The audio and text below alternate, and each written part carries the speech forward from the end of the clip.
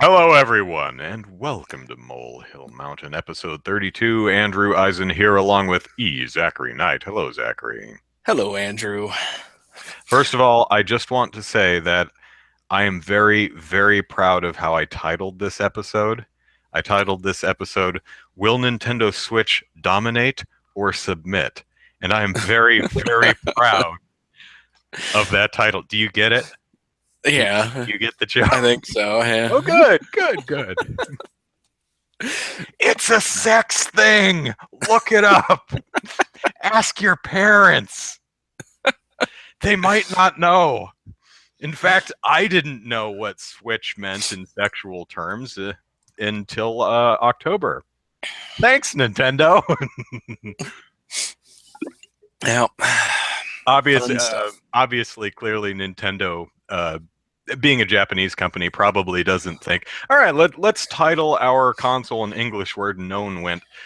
We should look that up and make sure it's not a sex thing first, because almost every word in the English language is somehow a sex thing. So because that happened with we, Yeah. and that was all kinds of fun. So maybe if you're going to use an English word to title your electronics product, you should take a moment to see if it's a sex term first. Yeah, but I don't know. Oh well. For a country of prudes, or perceived to be populated with prudes, we have quite a few sexual innuendos that you can't get away from. But Yeah. All right, so let's just dive headfirst into this, shall we? So earlier all this right, week, or actually day before yesterday, on if you're in America anyway, Thursday night, 8 p.m. Pacific, 10 o'clock my time. Nintendo did their full, big, all-out Nintendo Switch presentation, which was actually the first time, I think the first time, we actually got to see our new president, Nintendo's new president, Kimishima, actually on stage in person talking to us. So that was kind of neat. Because he's been president for a little over a year now, and I don't think, I mean, he's spoken to investors, and Mm-hmm. I've read transcripts of conference calls and interviews and stuff like that. But this is the first time I've ever seen him. I don't think he's been in the directs, and this is the first time I've seen him speak. So he is exactly the kind of old serious dude that he looks like in his pictures. So Yeah. but he's got a fine presence. He seems completely comfortable standing. I mean, he's not like as charming or charismatic as some of the other Nintendo or any video game company personalities are, but he has a presence and he seems comfortable standing there talking to a large crowd. It's very clear. For instance, like the EA guy who was on stage with Bill Trennan standing next to him trying to figure out how to use a microphone. Yeah, I saw that, Bill. I don't know what you were doing. He was like, I'm very excited. So excited because FIFA and FIFA is exciting. This guy was obviously not. Yeah. It was almost like Bill Trennan had naked pictures of him and was blackmailing. Is this, you get out on stage, you tell them you've got FIFA, or I will post these on Twitter or Instagram or whatever. Oh man. But yeah, That one was seriously, that one was very awkward, but seriously, EA and Sega, I don't even know why Nintendo invited those two companies on stage, because what a neither waste one of of them time. had anything to say. It's like EA's FIFA stuff was handled in the sizzle reel at the end of the show. It's like, Yeah, FIFA was there, and so was yeah, NBA 2K18. yeah, and then Sega just like, yeah, we're happy to work with Nintendo again, and Okay, it's like, bye. what? You're not going to say anything about games you're making? And then at the end, in the sizzle reel, they show Sonic, but seriously, Yeah, I mean, the Sega thing was so meaningless to the entire presentation that it doesn't even get a timestamp on the video itself. Well, it's like, how do you timestamp something that lasted all of 45 seconds? Yeah. Well, I mean, even FIFA Dude and Suda51, who was hilarious because I am going to bet that Suda.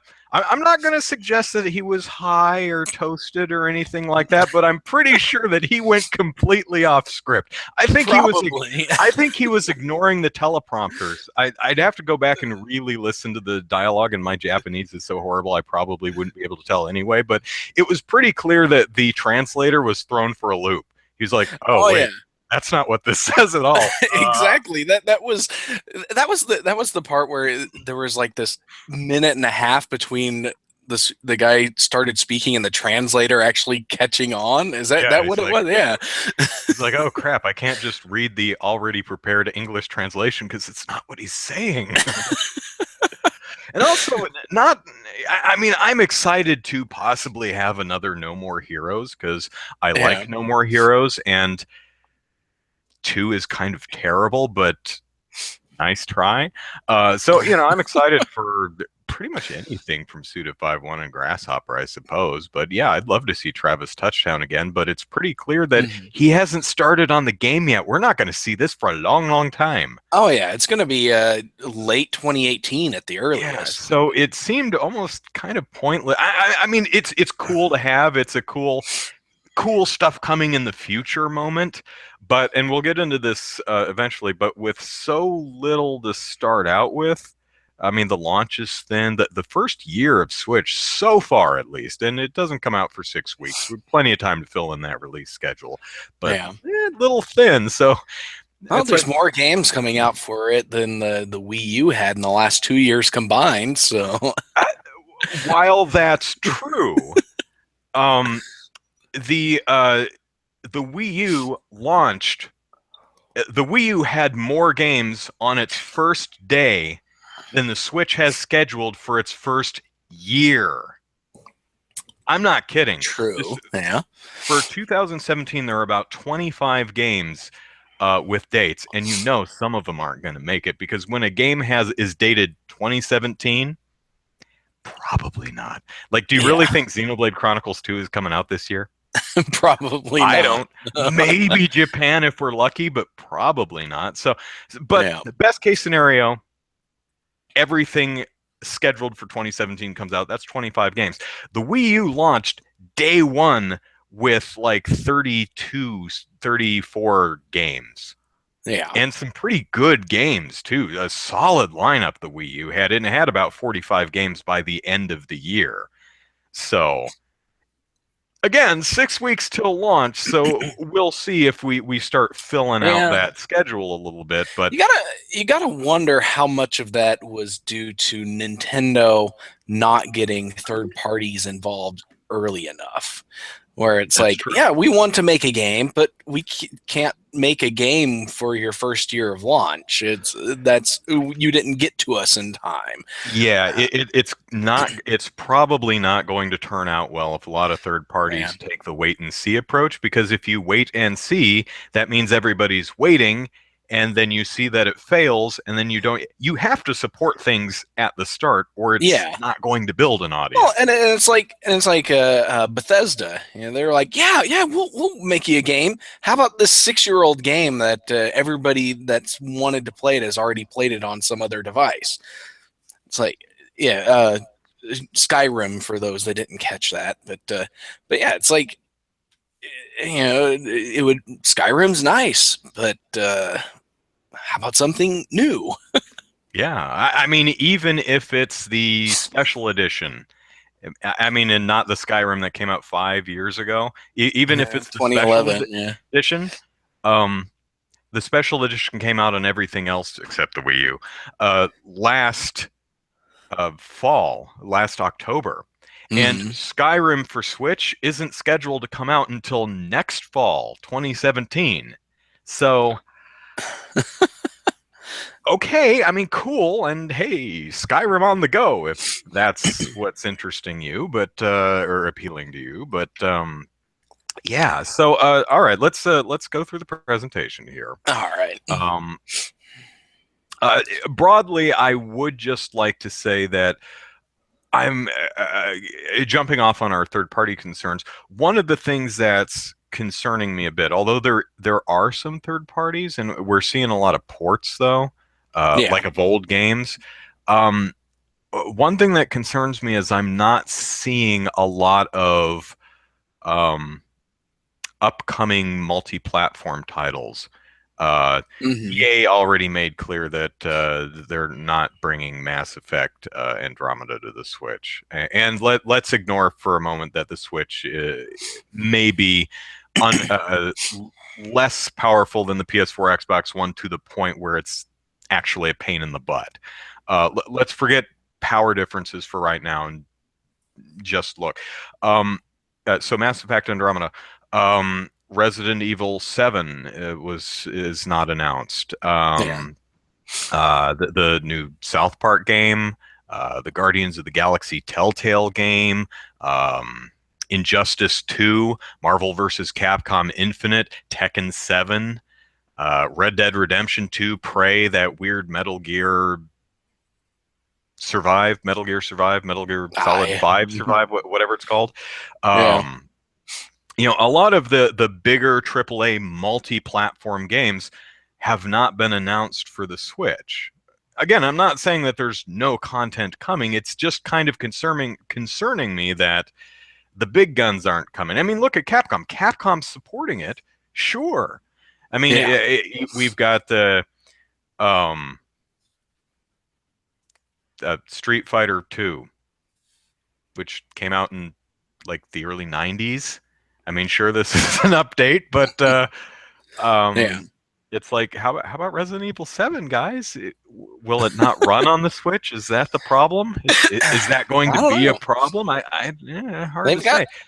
they've got Unreal 4 engine support on Yeah, there, yeah, and so any game that's using Unreal should be able to get on there. But I don't know yeah. what all engines everybody's using. But Mhm. you would think that there would be more coming if Unreal supported it. But yeah, Matthew says the Switch is coming out in early access. And we'll get into some details about that here in a sec. yeah, Um, Matthew also says, kind of surprised Blizzard isn't bringing Overwatch. Oh, that's again a game that came out last year, but it's on the PS4 would and be a fine, yeah. Xbox One. Yeah, Hmm. Sounds like I'm starting a for everything but Switch list. Probably not, just because of the power differential. We've yet to really see what the difference in power between a PS4, Xbox One, and the Switch is. And yeah, it's kind of hard to and tell with what they've shown us because the most impressive things that they've shown us are really cartoony, stylized, wonderful art direction. yeah, But kind of cartoony and stylized, and those are a lot easier to pull off than more realistic and very complicated and populated yeah, visuals. So we'll see. Oh, Dark Souls 3 is another one that so far, although there is a Dark Souls, someone rumored a Dark Souls trilogy for the Switch, but again, we'll see. But yeah. again, at some point. Okay, so let's get the major stuff out of the way. So the concert presentation started out with With a the big. seizure-inducing light show. Oh God! I'm like, oh, stop it. And anyway, so Yeah. Anyway. it comes out March 3rd. Yeah. World A little 299. earlier than I expected. I was expecting more mid to late March, but March 3rd is actually kind of I surprising. It surprised me, but I there's been the rumor that they're going to have 2 million for the 2 million units available for the fiscal year, which of course ends at the end of March. Typically, a console launches in like mid to a little past the halfway point in November. yeah. So it usually sticks out like 5 to 6 weeks of the end of the year. And most consoles typically sell somewhere around 3 million. So that's 2 million in about a 4 week period. So I figured that um, since this was a worldwide release and not just North America first and then Japan a little later, I thought, okay, probably it's probably going to be. I was actually guessing a Sunday because it's usually a Sunday, and I Yeah. don't think I predicted it anywhere, but I was predicting the 12th. So the second Sunday in Okay. March. But Friday, March 3rd. So less than 2 months. Yeah. $300. There are no different bundles, no pack-in game either. Just Yeah. $300 for the Switch, the dock, the two little Joy-Con controllers that go on the side of the screen, these weird little wrist strap things that slide onto the Joy-Cons, a grip, not the charger grip. The charger grip is sold separately, but an actual the Joy-Con grip and power cable and HDMI cable. 300 Yeah. bucks. There are two different SKUs. One SKU is the black or dark gray Dark Joy-Cons, gray. and Yeah. one is what they're calling neon blue and red, but aren't actually neon blue or neon red. It's blue and pink, but yeah. Yeah, but whatever. The Joy-Cons, one's red and one's blue, which is kind of funky looking. It's like, really, was that the best you? I'm sure you guys had a lot of different colors you could have gone with. I saw a lot of people Probably. saying, "Oh man, wouldn't it be cool if it looked like this or it came in this color?" I saw a lot of fan art that was really neat. Nintendo, did you look at none of that? Because this is, I mean, it's it's kind of cool Yeah. in a dorky way, but not a huge fan of the colors. But Yeah, um, if I were to get one, well, I'll probably get one eventually, but I would get one, just one of the gray ones. The and then maybe I don't know, maybe at some point buy a set of colored Joy Cons, but I don't know. Those colors just don't appeal to me. not me, Yeah. no. Codename Z is calling out my grammar here, saying that fall 2017 is this fall, not next. I disagree. I say it's both. I say it's okay to call fall 2017 next fall because it's the next fall. That is the next one. What's the next fall? 2017. But hopefully I didn't Well, confuse anybody when Well, I said it's like if today were Monday, there's a group of people that say this Friday, and then a group of people that say next Friday, and both of them mean that the upcoming Friday. So but, I don't know.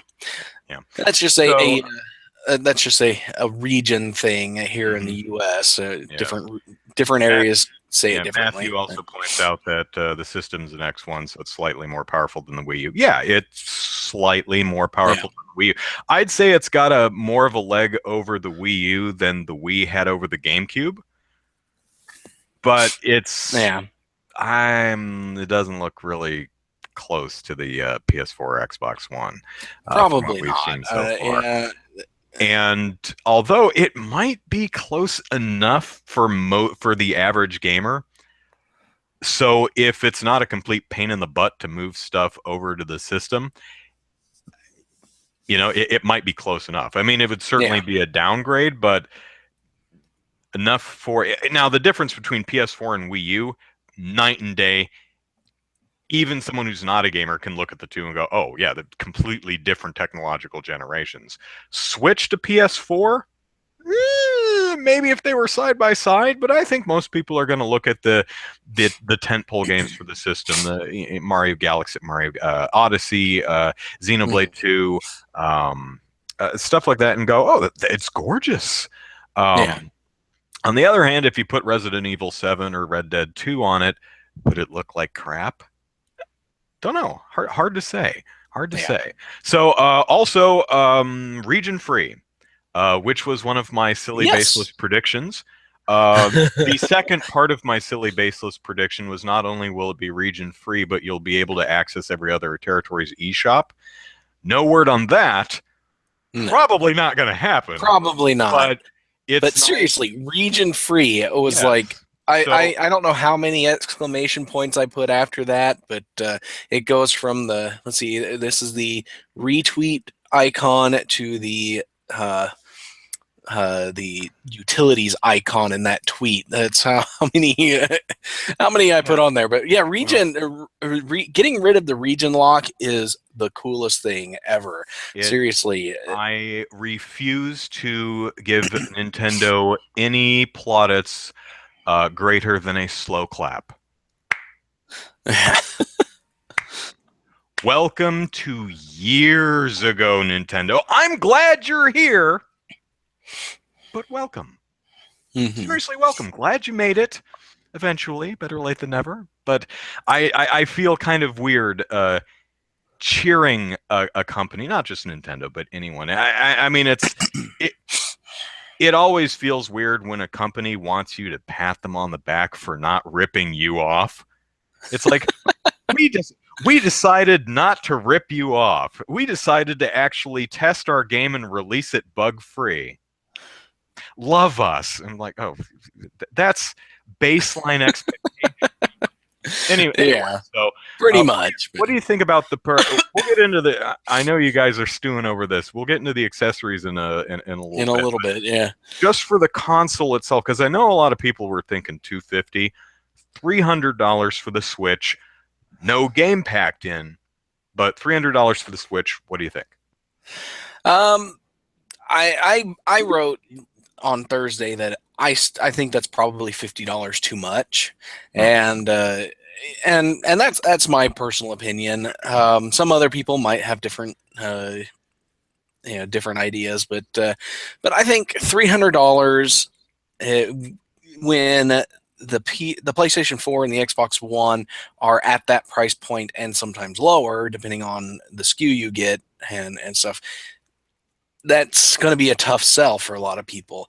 If I were to buy one this year, I would probably wait for, say, Black Friday, Cyber Monday, when Hmm. stores are doing promotional deals where they pack in a game or two, Yeah. or throw in a gift card or something along with it. So, but yeah, So, are you surprised that the Switch, is not come bundled with, at least unless they have a surprise announcement sometime in the next 5, 6 weeks, no game packed in? I'm a little surprised, especially uh, the 1-2 switch game that they The tech the, demo, yeah, yeah, it's like that doesn't really seem like a game people are going to buy on its own. $50. Yeah, that's a game that would I have to don't see either it. come with a controller or come bundled with the system, because otherwise nobody's going to buy it. I don't think anyone really well, not anyone. That's of course generalizing, but I'm not seeing that game really catching the imagination, or really becoming a hotspot of popular culture. I don't think Yeah, people want it. I think it would be a fun thing to play with once if it came with the system, just yeah, just just for a lark, just to figure out the neat HD rumble and all the little different bells and configurations of the whistles. Yeah, Joy-Cons and the bells and whistles, right? Which is yeah, essentially what Wii Sports and um, uh, Nintendo Land were. yeah. Games, but and this is the most tech demo that's ever tech demoed as far as Nintendo's concerned. At least Wii Sports and to an even greater extent Nintendo Land were games. Yeah, This barely qualifies as video game. Game, sure, but video game, there's very little video. I have seen board games that use VHS tapes that I would qualify more as video game than this one. And seriously, $50? yeah, This, again, all due respect to the creative minds who worked and put blood, sweat, and tears to put this project together, but this should be a $5 eShop title. I'm sorry. There probably. is not. Yeah, I already paid for the Joy Cons. I shouldn't have to pay $50 for the afternoon you spent photographing and videoing a dozen people for the menu. yeah. Uh, I maybe I'm just cheap. I don't know, but Yeah, I I don't know. actually watched the um, Treehouse Live thing for 1-2 Switch, and not for me. No, Nope. and seriously, they totally teased me at the beginning. They did that. They did that duel, cowboy western duel, and I'm Oh, like, and I saw that, and I'm like, oh, are they going to release some kind of western game? I And seriously thought, even though my face was like this, I was like, oh my God. Oh my God, they're doing a live action FMV game like Mad Dog McCree. Oh my God, that is so cool. This is just two actors in a commercial. yeah, Oh. yeah, that I was really excited for a second. I was like, that is so yeah, I was freaking too, cool. and Who it's would like, have expected an FMV shooter game?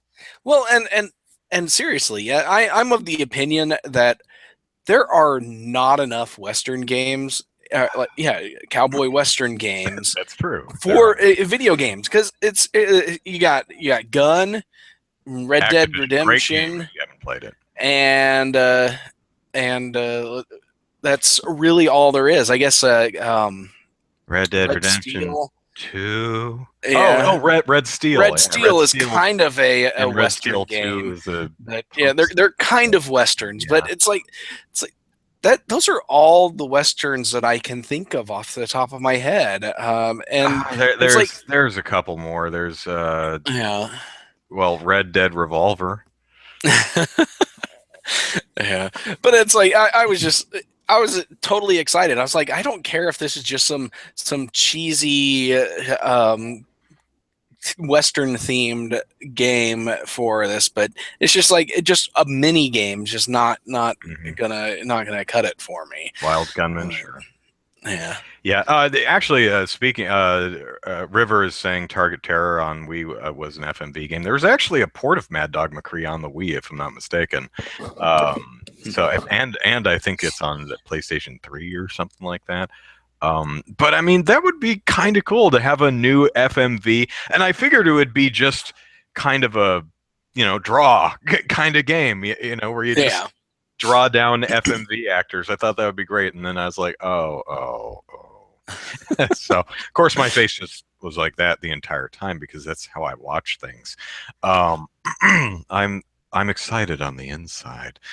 Uh, anyway, at $300, I think they could not have gone. I think that's the upper Well, threshold. yeah, definitely. I think that That's was as as high as high they as they could could go have gone. without And being laughed out I of the. think the fact that I think at 300 would be palatable for most if there were a pack in. Yeah. Even 1-2 switch, just something. And of course, my silly predictions video Or said they're going to pack in the unreleased Star Fox 2 for the SNES. or even like a $25 credit for the eShop or something. Yeah, something. Yeah, that would have been cool. By the way, we have 20 people watching live. That's much more than we usually have. So, hello everybody. Hope you're enjoying the show. Hello. Feel free to join us in the chat. You'll find it at Random Tower and on YouTube. So, Gunman Clive is kind of Western. Yeah, it is. Not that there's no Western games. There's just not a lot of them. Westerns are cool. It seems like Yeah. like zombies, an easy video game genre. Yeah, it's a perfect genre for how we play games right now. Everything's a shooter, and westerns are essentially shooters, and it's like a perfect fit. But Lethal Enforcers is not a. Oh, 2. Yes, I'm sorry. Yes, 2 is. Sorry. That's a great light gun arcade game. I love that one. yeah. The Switch is 400 Canadian. I'm sorry. I wonder what it is Australian. And like Is Nintendo still going $1,000. to price gouge Australia even though the Switch is now region free? I don't know. Well, that's the problem though. It's not the region locking. It's the tariffs and taxes that they have to deal with in Australia. Yeah. That and the terrible exchange rate, currency exchange rate. Codename we'll 469. we'll get there. Don't worry. Scotty says 469 Australia and man, and 280 in England. So 280 pounds in England. Okay. So That's Viper said that. But Tartu says the only way I'm buying a Switch is if the Wii U port of Breath of the Wild is severely gimped compared to the Switch. Well, depending on your perspective, the good news is it really doesn't appear to be. I yeah. mean, the Switch does appear. It's really hard to tell because the last footage we've seen of the Switch is from over half a year ago. Is from last June, July, something like that. It was from the last E3, and so I look at the Switch footage and I'm like, does this is this just optimization that's happened over the last 6, 7 months, or is the Switch just doing a solid 30 frames? It looks like, I've seen a couple comparison videos, and it looks like the Switch has a little bit better anti-aliasing. Um, and it looks like the color depth is better, which gives the impression of a lot more clarity and detail in especially the wider open spaces. But that could just be changes to the lighting engine that they've made over the last 6 months. It's really hard to tell without looking at the two builds. But the thing I've noticed most, and that I really focus on as like a litmus test, is Hmm. the is the texture filtering for textures that because what's the term? It's trilinear filtering instead of that I don't know. filtering something. But if you look at the ground around Link's feet, um, you can see the texture in its highest resolution, and as it gets further away from the camera, it becomes less detailed. That first detail line where the texture quality drops in detail is literally about 3 feet in front of Link on the Switch too. So I thought maybe the Switch would push that out a bit more, but it really doesn't seem to. So while the Switch version looks like it might, I mean, it's going to do on the TV anyway a full solid 1080p, Yeah. and it's probably going to run a solid 30 frames per second. A couple hitches here and there, um, but it doesn't really seem to be leaps and bounds over the Wii U version. Yeah. Uh, hard to tell because we haven't seen the Wii U version in half a year, but we'll see. Yeah. So in short sight writes, I can't The wait for the bat. 900. Oh, Oh yeah, the 900p for the console. That's right. It's yeah. 900. Yeah. But It's in short sight 720 on the writes that console. I can't wait for the Battlefield Western game with handheld miniguns and rocket launchers loaded with dynamite. Yeah. That's I good. picture Call of Duty going there before Battlefield does, Uh, but I could see either one of them doing it. Half an And hour into the then, podcast, we are on like the first line of my notes. Okay, let's move to the second line of my notes, which says the battery life is uh, well, it's the pretty much the same as this. It's three yeah, hours. Now, Nintendo did say that it's 3 to 6 hours. It depends on the game.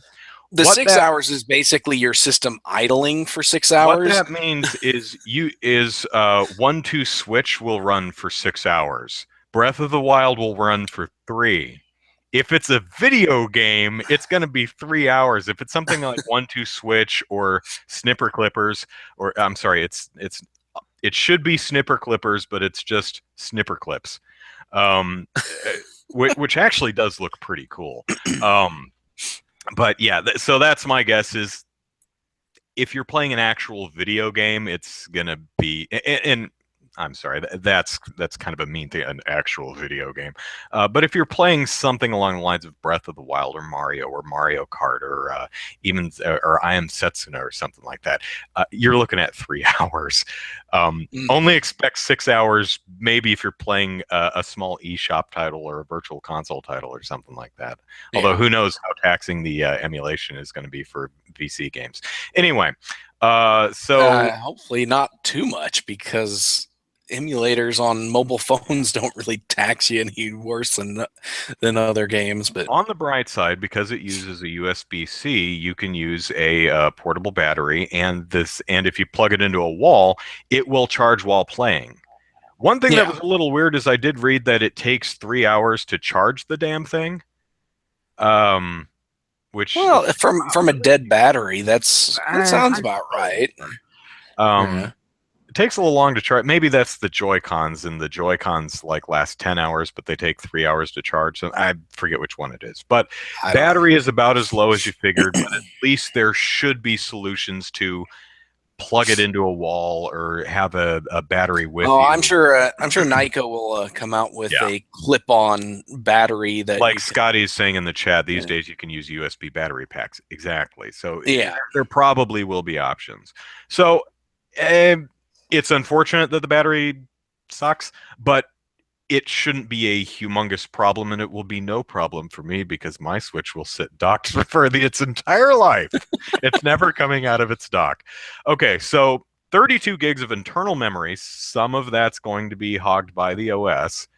Yeah. Um, Well, judging by the Wii U, that's going to be probably 8 to 10 gigs of it. So. and I wrote this down. Hang on. If you want the digital version of Zelda Breath of the Wild, it is 13.4 gigs. So you can have a Switch with Breath of the Wild. Yes, with Breath of the Wild, and that's about it.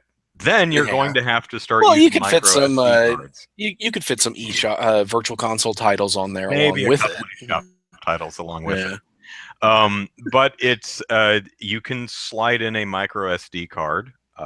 SD XC. So this is Yes, like the super extra sized ones, the ones that go up to a terabyte if you can find them. you can't. But yeah, I think it said it has the capacity to do 1 or 2 terabyte micro SD cards, even though those aren't really available yet.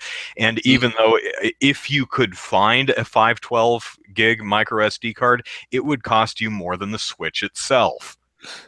Seriously, a well, 512, I priced it. It's over let's see here. $300.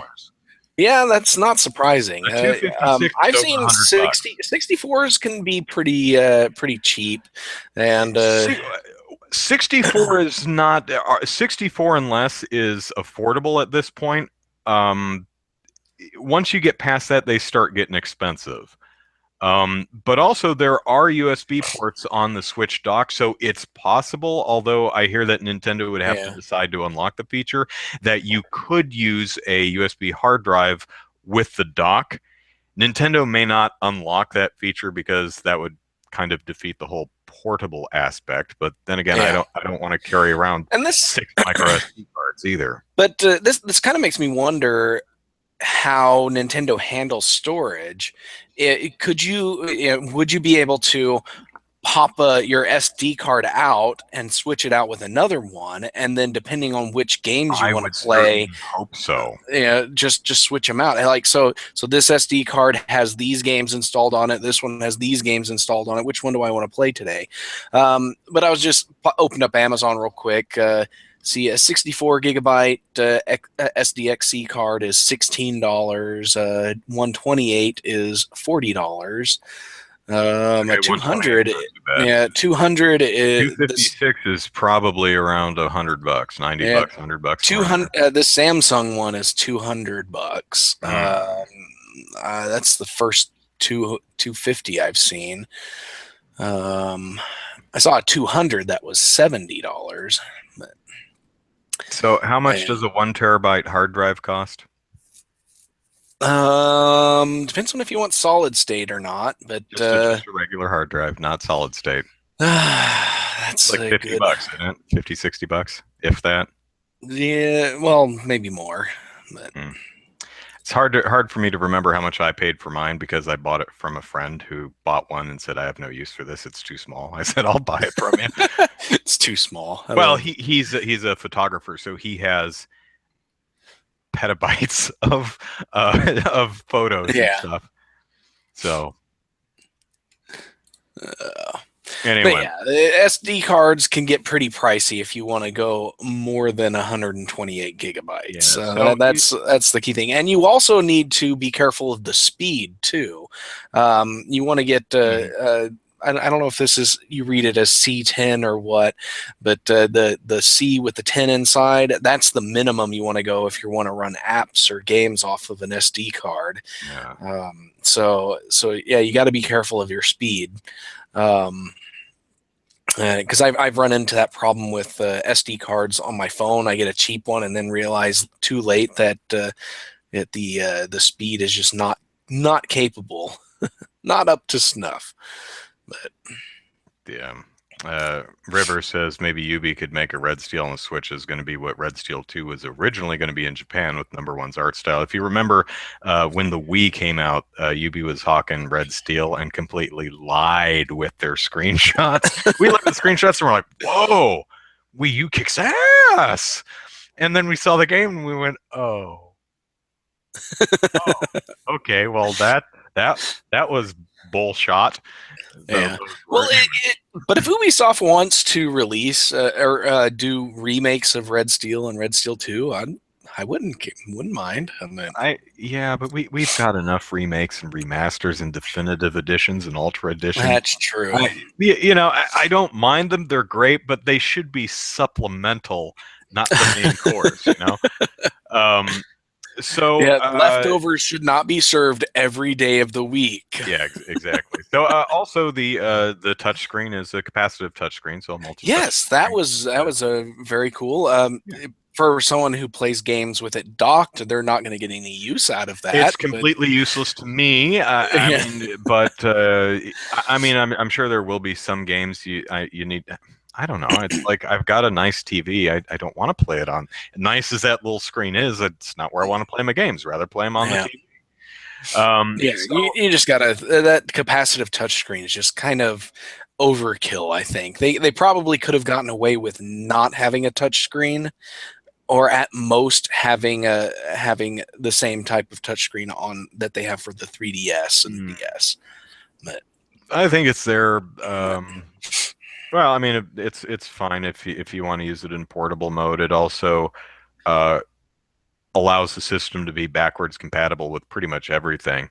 I mean, I imagine if/when they release a version of Mario Maker on the Switch, that you're going to want to do most of your work on the touchscreen and just move stuff around and then dock it and play away. Yeah. I mean, it's maybe a little annoying that you have to continually dock and undock it. Of course, you can play on the screen too, but we'll see.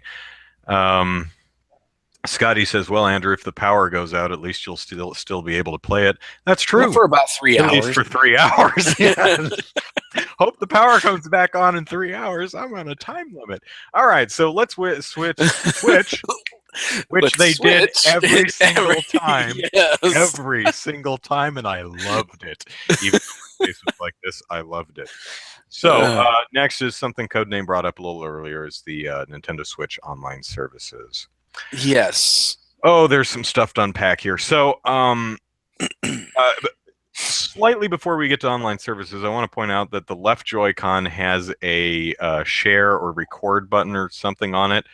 Which is, and you can capture screenshots and share them to your friends. And we're like, screenshots? He's like, yes, video will be coming later. It's like, okay, good to know. You guys really don't have this figured out yet, do you? And so the hey, at least they recognized that feature on the Xbox One and the PS4 was something gamers actually want, and they're trying to provide that. That's true. So, yeah.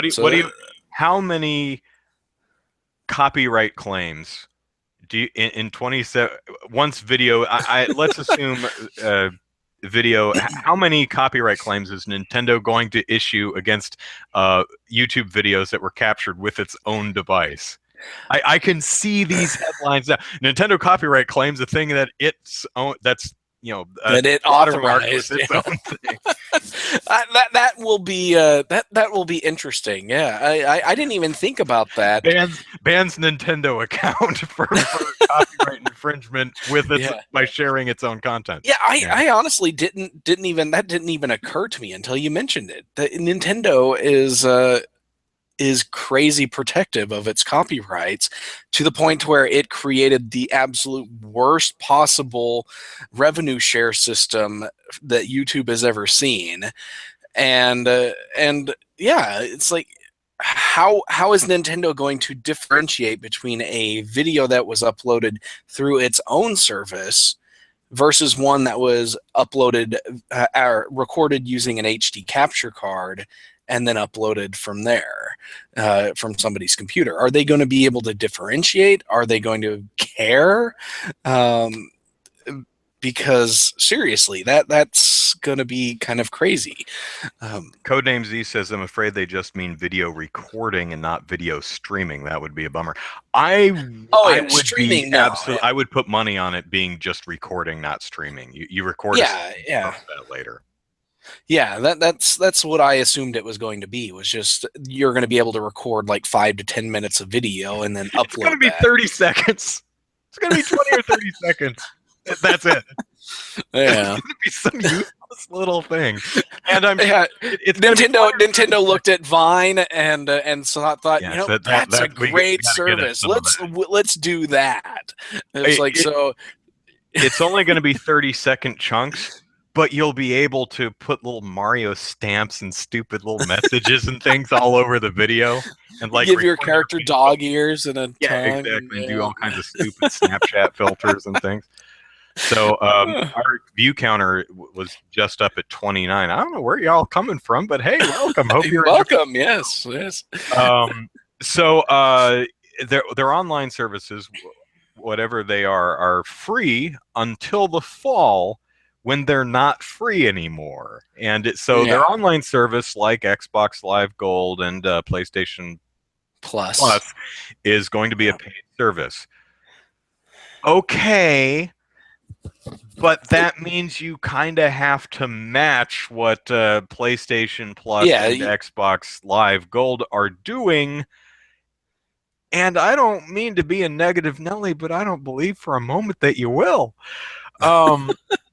One thing that I'm finding kind of odd, if you read the fine print, the press release, it says that the online lobby and voice chat functionality will all be handled from your smart device. Yeah, so you gotta have your phone. Like, wait a minute. If I want to voice chat, you're telling me I have to call them on my phone? That's what we have to do with the Wii U now. That's Skype conferences is how we have to voice chat right now. Now, maybe it's not that because they released actually the best Nintendo Switch thing. I don't know if you saw this, but was the parental control video. Did you see this? Yeah, with Bowser's kid. Oh my God, that was adorable. I loved it, and it's a great idea. It's an app that you can use on your phone to monitor your kids playing and set restrictions and timers and all kinds of stuff. And what's neat is the timer is just a warning until you actually physically tell it via the parental control app to, okay, lock her down, put it in sleep mode. Which will kind of suck if you're in the middle of an online gaming match, and then it's like you go to sleep, and then everybody just kills you in the game. But yeah. It's like I didn't mean to be AFK. I swear it was my mom. So here, and it'll be one of that particular feature would actually be kind of nice because if I'm getting sick of my kids arguing while playing Minecraft, I'm just like sleep, and then they'll be like, "What is going on?" But what was interesting is, at least as far as I could tell from this video, is that parental control app seems to be extraordinarily well thought out. Yeah, there are tons of features. The timers, daily timers. I give Nintendo a regular clap for that one, and I'm not being sarcastic. I genuinely like that, and the presentation with Bowser has a regular size phone that he's tapping with his nail, which would never work because the phone doesn't recognize when I hit it with a nail. I have to use my finger because of the way the screens work. And he has a peach background wallpaper on his phone because of course he does. Of course. Now here we get into the most head slapping part of this whole thing. Okay. All right. If you subscribe to Nintendo's online service,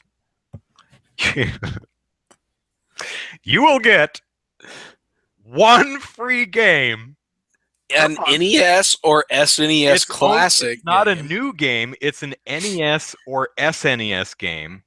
And when the month is over, they take it away from you. You don't get to keep it. Yeah, and it's like, Nintendo, guys, come on. Have none of you actually looked at the competition service? Because exactly. both Sony and Microsoft give you 2 games a month, sometimes more. It really depends. Yeah, it depends. Yeah, Xbox Live sometimes Games for Gold is 2, I think. PlayStation Plus can sometimes be as many as they vary. want. Yeah, And it's usually like a fairly modern game, like a usually no more. It's usually not like just came out. It's like a year or 2 to 3 years yeah. old, and sometimes it's the new hotness indie game, like Rogue Legacy or something like that. But no, so Nintendo's not giving you a modern game, and I understand that they probably couldn't do that at the beginning because, well, there's not that much content yet. Yeah. But in an NES or a Super NES game, just one, just See, one, now and if you it don't was, get to keep it. I know that is the big thing To because be clear, with for Sony and Microsoft Microsoft, as and long as your subscription yeah, continues, you get to keep the game. If your subscription lapses, you don't have access to those games anymore. So you have to keep your subscription active. yeah. But oh my God, Viper says Nintendo, it's 4 seriously. on the Xbox. You get Was 4 games. Isn't it two Um, for the Xbox One and 2 for the 360 though? I don't know. Well, Uh, whatever it is, it's more than one. but yeah, but seriously, why? What does Nintendo gain from not letting you keep the game? Are they expecting you to love that game so much during that 1 month that once they take it away from you, that you're actually going to buy it? Because I don't see a lot of people doing that. A lot of people probably just end up ignoring the NES and Super NES titles because they know that they're not going to be able to keep it and play it whenever they want. I'm Um, old, so I've played all the NES and Super. I'm old enough to have actually played all the NES and Super NES games that I wanted. Because back when I was a kid, we had a thing called Blockbuster Video, where I would go every uh, weekend and rent new games. I So, still haven't played all the NES and SNES games I want to play. yeah. But I probably will not. Oh, and they'll also do various promotions and discounts, but I mean, if it's anything like the My Nintendo thing right now, I don't care. Yeah, So Nintendo I don't play online, so it's not for me. But it looks like I'm not missing much here.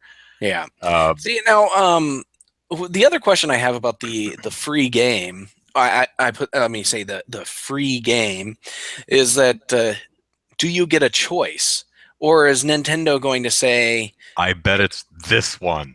yeah, it's like this is your Balloon free pop. game, or are they going to say, well, this is the SNES game for this month, this is the NES game for this month, which one do you want? Um, what? How are they going to handle that? Because that's my concern. Because yeah, if it's like balloon pop or NES pinball. Have a nice September. yeah, exactly. I'm like, I don't want that. Or Final Fantasy Mystic Quest. Yeah, but seriously, Here, that's kids, just have Wrecking Crew for free for an entire month, but you can't keep it. yeah.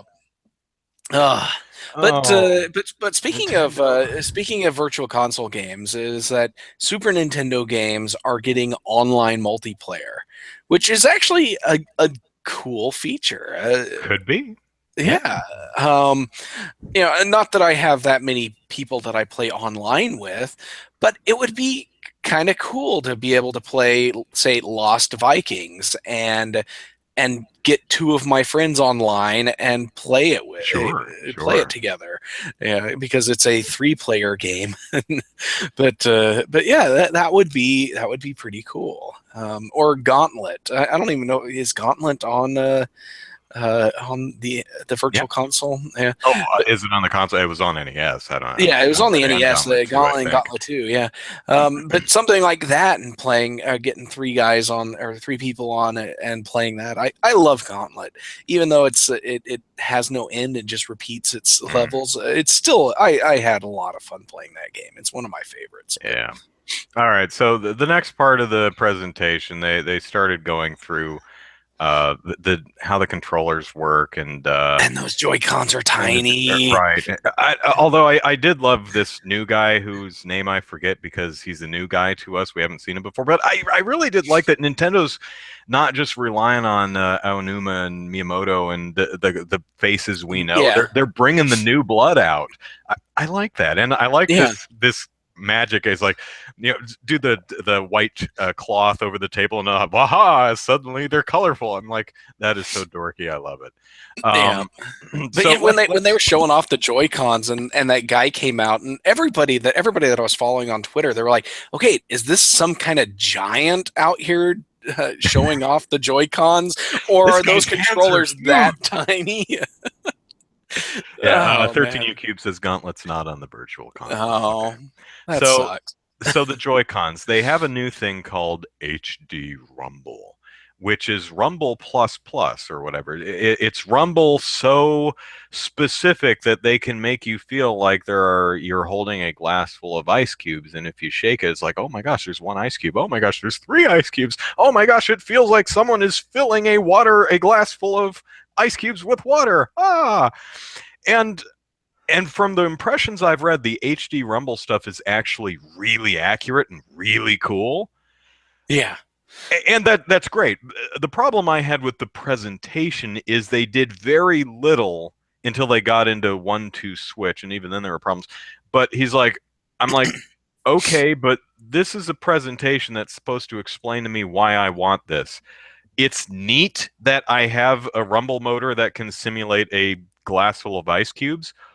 Why do I want that? You're making me use my imagination to figure out uses for this. No, no, no. You tell me how you're going to use that in your games. I'll tell you how I think Nintendo's going to use that in their games. 1-2 switch and never again. yeah. But I was thinking, I'm like, okay, well, what about like lock picking mini games? That that could be neat. You actually feel the tumblers moving or something. There's Mhm. actually apparently a safe cracking mini game in a 1-2 switch. So sounds Yeah. like that. I my head was in the right place. But I'm like, great, glass full of ice cubes. How would that ever be useful in a game? And they Well, did the I thing think it with was the just draw. The whole 1-2 yeah. switch thing was like confusing.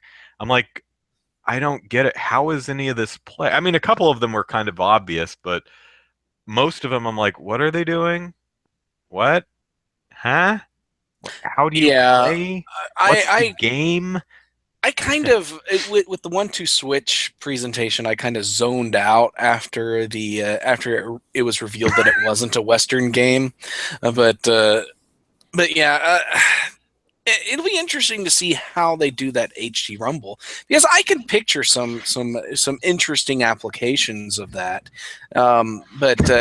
But it is kind of cool that it's going to be Rumble all up and down because right now, so like the PlayStation or the Xbox, it's just Rumble in the grips and all it does is Yeah.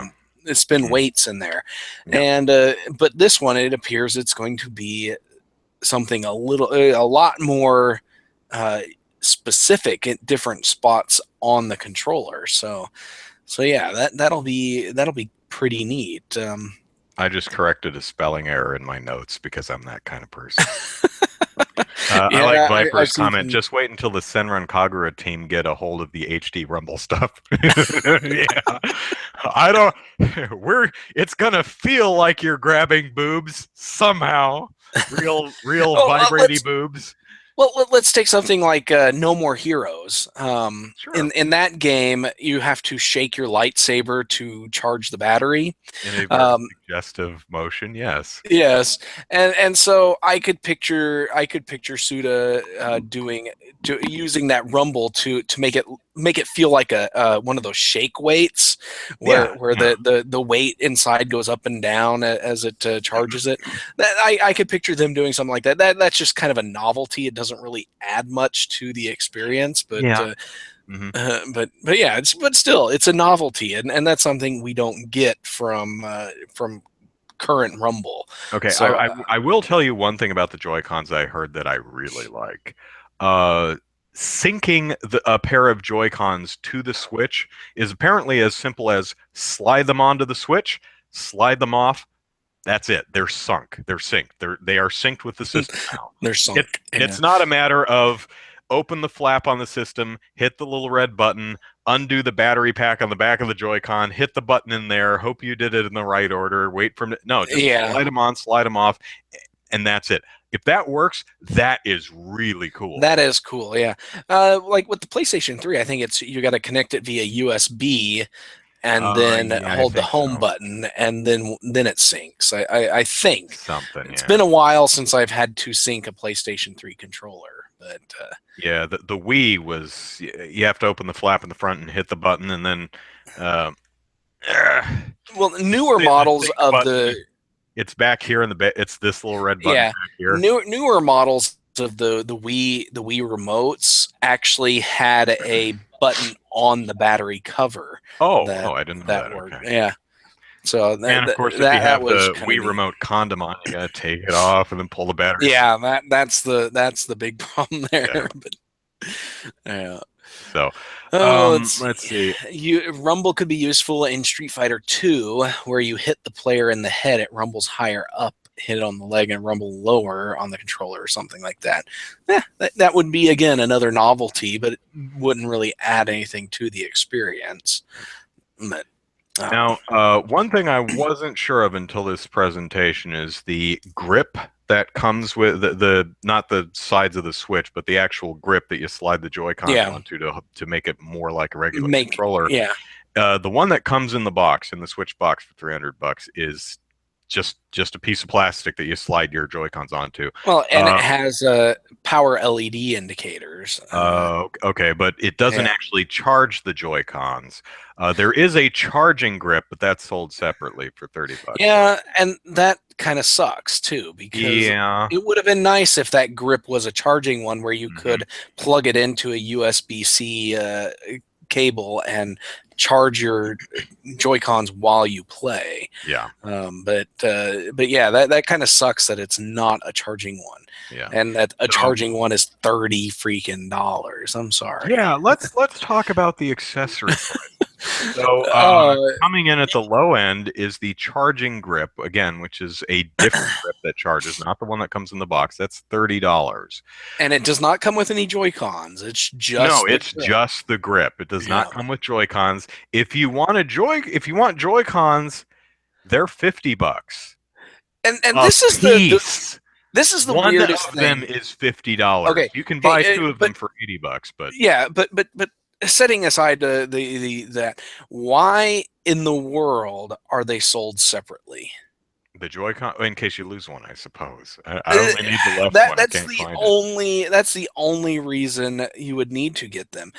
But it's just they both have different functionality. I believe it's just the right one, or one of them has the IR sensor and stuff in it, and then the other one has something else that's not on the other one, and it's just Ah, so they're two different controllers, but it's not like you can play a game outside of specific games with just one of these controllers. It's not like you're going to say, "Oh, I've got two that came with it, and I got a third person here. you Let's know, just buy one, I and then I'll suppose if have you're a three family of controllers." three or a family of two and you only have one friend and you're only ever going to have three people at once, I guess you only need one Joy-Con controller, I guess. Which Yeah, one do you get though? exactly, and that's one of the problems. It's like, which one do you It's like, get? Because make they sure you get each the have right one unique because functionality. I need the one with the IR The, sensor in the bottom Yeah. So yeah, you can buy them separately for $50 each, or buy them together for for 80. $80. So you're And saving $20 by buying a pair. Yeah, and the Joy-Con bundles will come two black, two the blue color, two the red color, and one blue, one red. So Yeah. you can get them in different things. And then Um, the other thing is that the bundle does not come with a grip. not yes, the even bundle the does not come with not grip, even not the even the plastic. non-charging grip. Yeah, it's like seriously, What's why does interesting, it not yeah, come with a grip? they don't sell the non-chargy grip separate, which Yeah, is interesting. Um, so then, of course, we have the Pro controller. which 90% of the people are going to be playing with. No, I think 90% of the people will not pay $70. That is true. $70 $70 freaking. for Yeah. the Pro controller. That's what a PS4 controller $70. is. A PS4 and Xbox One controllers are what, $40, maybe 50. Yeah. I forget. And so they're pricing their controller way too freaking high. Yeah, that is $70 is just it's a head slapping moment. I don't know what Nintendo's thinking. Because I was thinking, you know what, I'm probably, yeah, I expected the controller to be 40, $50, but I was thinking, I probably would prefer it, but I'm sure I'll be fine with the grip and the Joy-Cons. Now I'm thinking Probably, yeah. I better be fine with the grip and the Joy-Cons. I ain't paying $70. I ain't paying more than a video game for a controller. But Yeah. there's one more accessory that Nintendo has, and this is actually where I got another one of my baseless predictions right. Nintendo is selling the actual dock separately so that Separately, you yeah. can easily move it between TVs in your house. So if you're in your living room and it's time for bed, Oh, that's what it was. you undock Sorry, it. Hmm? the River Anduin points out that the Pro controller has HD Rumble and an NFC reader, and that's Yeah, the feature I was thinking of. One Joy-Con has the IR sensor, and the other Joy-Con has the NFC reader. yeah. So those are the two separate features I was thinking of. But yeah, Hmm. thank you for pointing that Yeah, out, River. to be fair, the Pro controller has all the goodies. It doesn't have the IR thing, but it has Yeah, I don't NFC, think. it has the super duper rumble, it has motion gyroscope stuff in it, but it's a controller. It should not cost $70. Yeah, seriously. Anyway, I have a prediction that Nintendo's probably going to drop some of these accessory prices oh, before it has Christmas to. because yeah, there's just no way they're going to keep that up. Hey, remember when they were selling the component cable for the GameCube and the Wii for $30? And they got away with it because they didn't sell them in stores. They only sold it on the Nintendo shop. Yeah. So,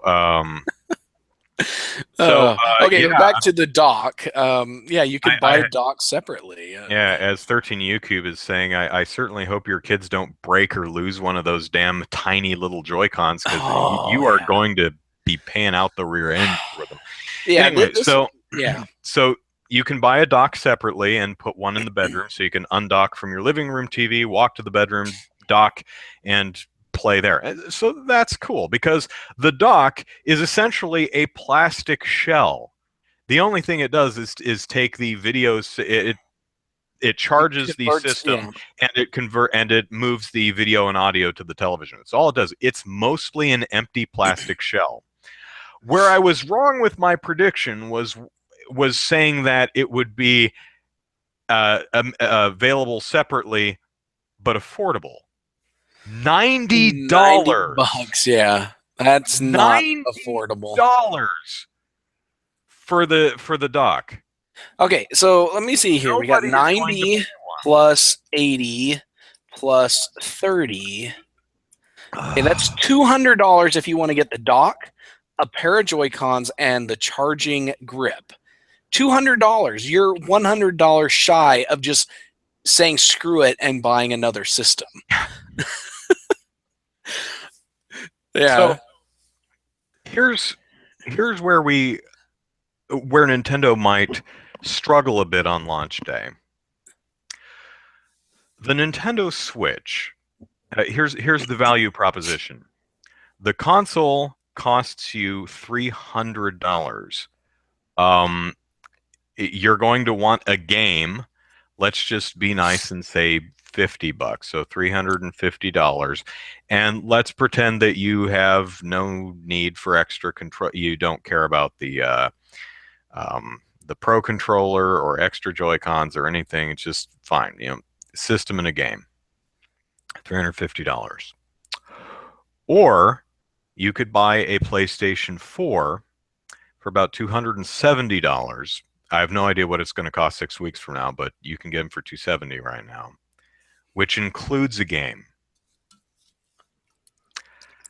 So we're looking at $270 versus $350, possibly $360 if you want Breath of the Wild, which that's probably the game at launch you want, Probably. because it's about the only game available at launch. There are actually 4 others. So and especially considering that the PlayStation 4 is markedly more powerful and possibly will have a more robust library of third-party multi-platform titles. This is going to be a hard sell for a lot of people. I mean, especially since on March 3rd, I think really the only system seller that Nintendo has is Breath of the Wild, which you can buy on the Wii U. So you could just spend, and if you don't have a Wii U, it's $200, $260. You can play Breath of the Wild.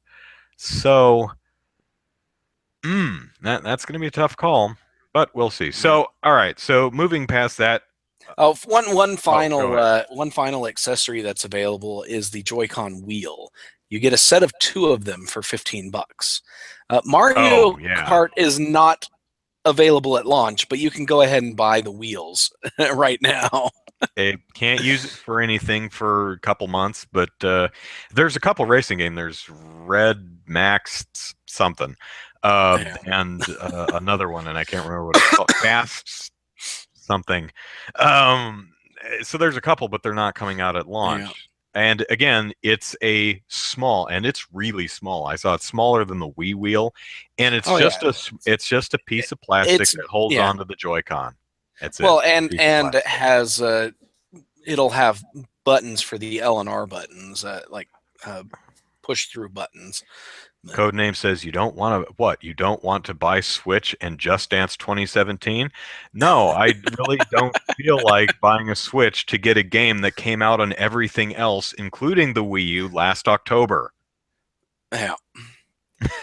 So all right. Just one final accessory thought is that with the dock itself, if all it does is pass through the signal and the charging, the charge,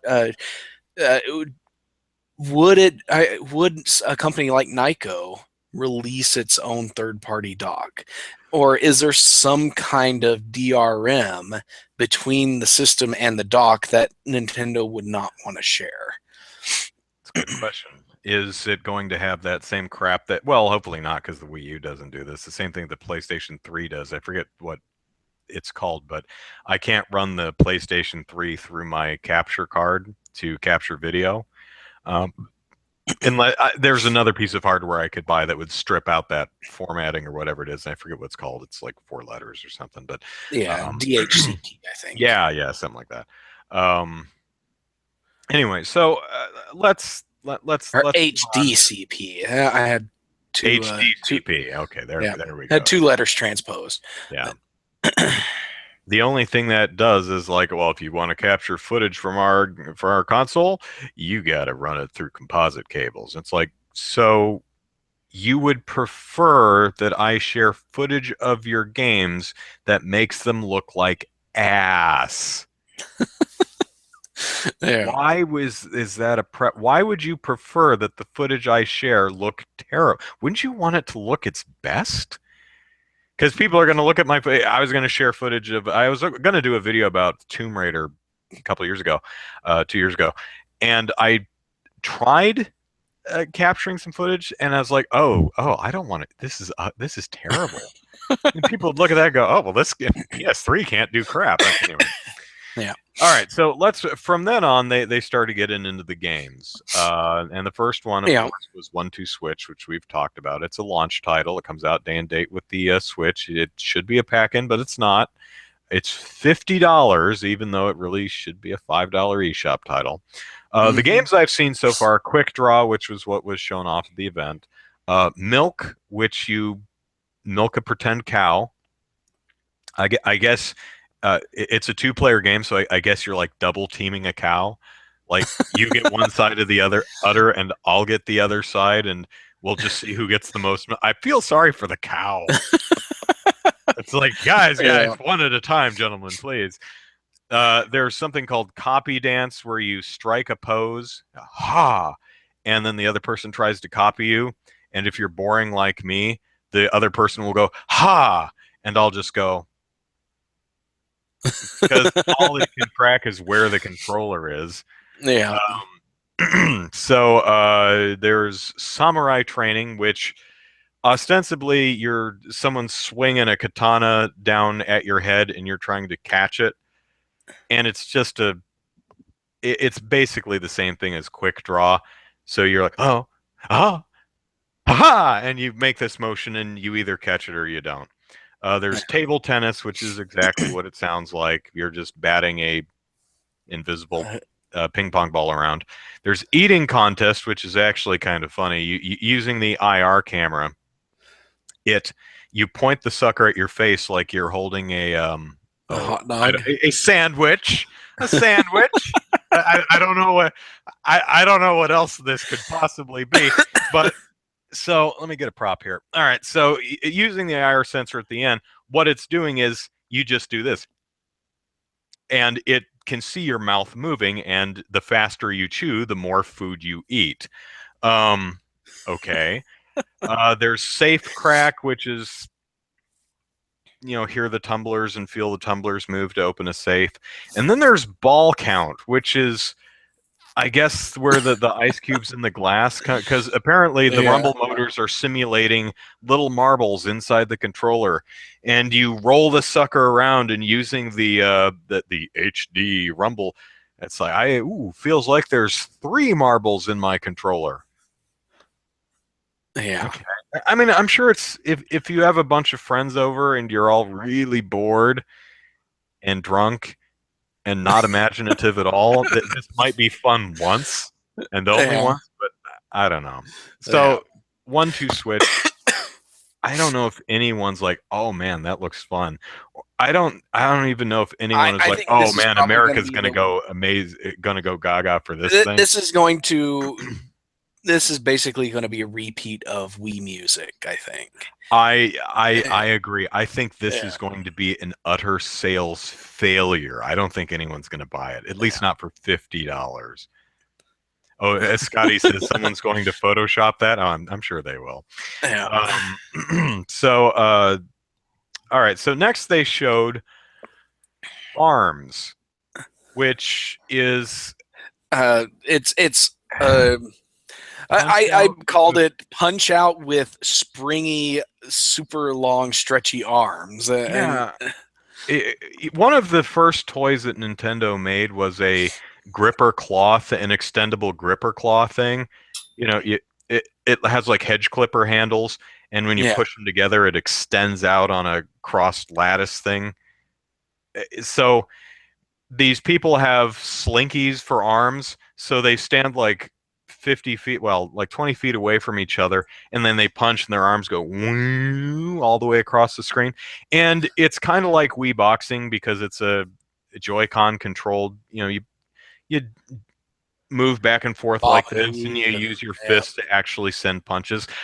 Where it's actually kind of ingenious is the fact that any latency or non one-to-one motion recognition is really not important because you're standing 20 feet from the person, and it's on your fist is on the end of a slinky that travels across an arena to make contact with the opponent. So okay, and from the Treehouse Live segment said, well, you can play it with an actual controller if you're lame. I'm like, or I could just not play it. I mean, it Yeah. looks okay, but Yeah, um, I would have to see what kind of depth it has to it, because to be honest, I've Punch Out isn't really that deep of a game. It's just the different characters that you fight are what's the draw of that game. So yeah, this one I could picture being very similar in nature to Punch Out if there's a good collection of AI opponents yeah. as well Well, as I the do like a lot of the character design in it. I yeah. think some of like the ninja guy has a chain wrapped around his face, but he's like looking through the links of the chain, so the chain's like making sunglasses. I mean, there's some really nice Yeah. character design work in Arms. I think this name it Arms, it's going to stand for something. It's because it's all caps, so it's going to be automatic something Yeah. something something. I have no idea what it's going to stand for. It's probably going to stand for something, but Arms is just kind of a boring. You think they'd come up with a better title, Yeah, but you would think. it's not a launch title. It's It, slated it, for spring. So yes, and I just had to point out. I don't know if it was unintentional, but spring. It's coming out this spring, which is a oh, I pun get it. based on the gameplay. Yeah, So yeah, I don't know. Maybe they just did that on purpose, or it maybe. was just completely unintentional. You never know. So next they showed Splatoon 2, Yeah, which amazingly is not called Splatoon. TWO. yeah. That would have been great. Splatoon, but no, it's just Splatoon 2. It comes out in the summer. It looks exactly the same as Splatoon 1, just with different arenas and weapons and hairstyles and clothes and Well, and stuff. that's really all you But can that's what a expect. sequel Yeah, is. So, yeah. um, okay, So it'll sure. be interesting to Hopefully the online servers work because I tried to participate in the global test fire thing for the original Splatoon, and they had like 3 different days where they did that, and I could not get into a single game, not a single one. I'm like, well, I guess there's no need to buy Splatoon because it's not going to automation work. real motion swinging. That's Codename Z's guess at what the ARMS acronym Automated stands real for. motion. Yeah, that's a good guess. I like that. I like that. Um, uh, Jonathan, that's a great way to spell it. Jonathan says Arms looks fun for a while, but not $60 fun. Personally, yeah. Again, it looks like. I mean, they only showed off like 5 characters, and maybe like Zachary, like what you said, there's more to the game to justify a full price experience. But from what we've seen, it's cute, it's inventive, it seems to use the controllers and the uh, necessary limitations of actual motion control in a smart way. Because when you play Punch Out, you hit the button and you immediately punch. I want that punch hit in the face as soon as I hit the button because that's when I hit the button. Human Yeah, beings are not actually that fast, which is why motion boxing doesn't typically work that well. But when you put that buffer, the buffer of these extendable springy arms between the characters, you're actually building the game around the fact that you have motion controllers rather than trying to control a boxing game with motion controllers, which just doesn't really work. I mean, it's kind of like when they said, well, you can play Punch Out with the balance board. It's like, it doesn't work. No, you can't. Maybe Glass Joe, but that's about it. Um, yeah. so Codename anyway, Z says I might get ARMS if it has online, and I'm which I'm assuming it in will. agreement. Yeah, Nintendo I would assume it would. pushed the Yeah, fact that they have online this time. So yeah. But what's uh, interesting is it really is pushing two multiplayer gaming in the same room. Like I'm seeing a lot of the games have actual split screen mode, which we haven't seen much of in a while. that's Uh, because Microsoft and Sony are have been pushing their online services, and it's yeah, like we don't want you to make uh, local multiplayer games anymore because that cuts into our online sales, which is something that I found out a while back. Is that I picked up Tony Hawk Pro Skater 5 for the Xbox 360 and at a yard sale, and realized that it didn't even have online multiplayer. It was just a single player game. And I'm like, seriously? This is a game that my wife and I played on the PlayStation 2 as a multiplayer game, Mhm. and it's like, and they went backwards with that. But So the next game was Super Mario Odyssey, and yes, well, Mario's in Manhattan Mario or in Donk Manhattan or City. New Donk City, Yeah, which is kind of weird because I was thinking, oh, hey, Mario back to Brooklyn. Um, because he was originally a New York plumber. I was like, well, that's kind of interesting. But what I found interesting is while the human beings in New Donk City are stylized, I mean, they're not realistic looking, but they're more realistic looking than Mario. They're completely different proportions. It's like, wait, yeah. is It's like is Mario Mario popped not into a human? Sims game, Yeah. and Yeah, they're very Simish looking, and they're all yeah, wearing hats. A lot of fedoras in New Donk yeah. City. Although I Well, think and hats are a theme of the game. Everything seems to be yeah. wearing a hat. Well, and Mario's hat has eyes, which Oh, it did at actually, the very end. yeah, it did at the very end, Mhm. but which was kind of interesting because the moment I saw those eyes, I was taken back to an episode of Darkwing Duck where these alien hats uh, came to Earth, and they like latch onto people's heads and control their bodies, and they're just these alien hats with eyes, and so I'm like, huh, so Mario's getting some help from those aliens from Darkwing Duck. Yeah. So, game looks cool. I Yeah, like the yeah, fact that we're lots of level returning to variety. the open world exploration style of Mario 64 and Mario Sunshine, which I Yeah, actually prefer to the more linear setups of things like the Galaxy games and the in 3D 3D Land and world. 3D World. Yeah, Um, I'm hoping that also means that the controls, the way Mario moves and controls, is going to be similar to 64 and Sunshine and not Galaxy. yeah, It's impossible to tell because he's pretty much running full tilt through the entire thing. But he seems to always have a lot of forward momentum, which gives me hope that it's going to control more along the lines of 64 and Sunshine and less along the lines of Galaxy and the yeah. 3D world. Yeah. So, And I do like the wide variety of level styles, world yeah, styles in this, because yeah, it's not like Mario games have been lately, where it's just different worlds within the same world. So much of the Mario games, but now it's just you go to Manhattan, and then you go to this really bright colored polygonal world, and everything in between. So yeah. really cool. Yeah, Yeah, and I like the fact that it's Mario has a full repertoire of moves. yeah, He even has punches and kicks like he did in 64. He can jump and forward dive. He has this he roll can. move down a hill. Yeah, Uh, they showed him using his hat as a temporary platform. Yeah, he Uh, absolutely gives the finger to physics on this one. Now, one thing yeah, I noticed was it started out with Bowser looking particularly swank in a vest and top hat, chucking his top hat at Mario, and then it like boomerangs around and hits Mario. Then in the next scene, Mario's doing that with his hat. I'm like, are we borrowing from Mega Man here? Is Mario gonna like pick up some special moves from the bosses he faces?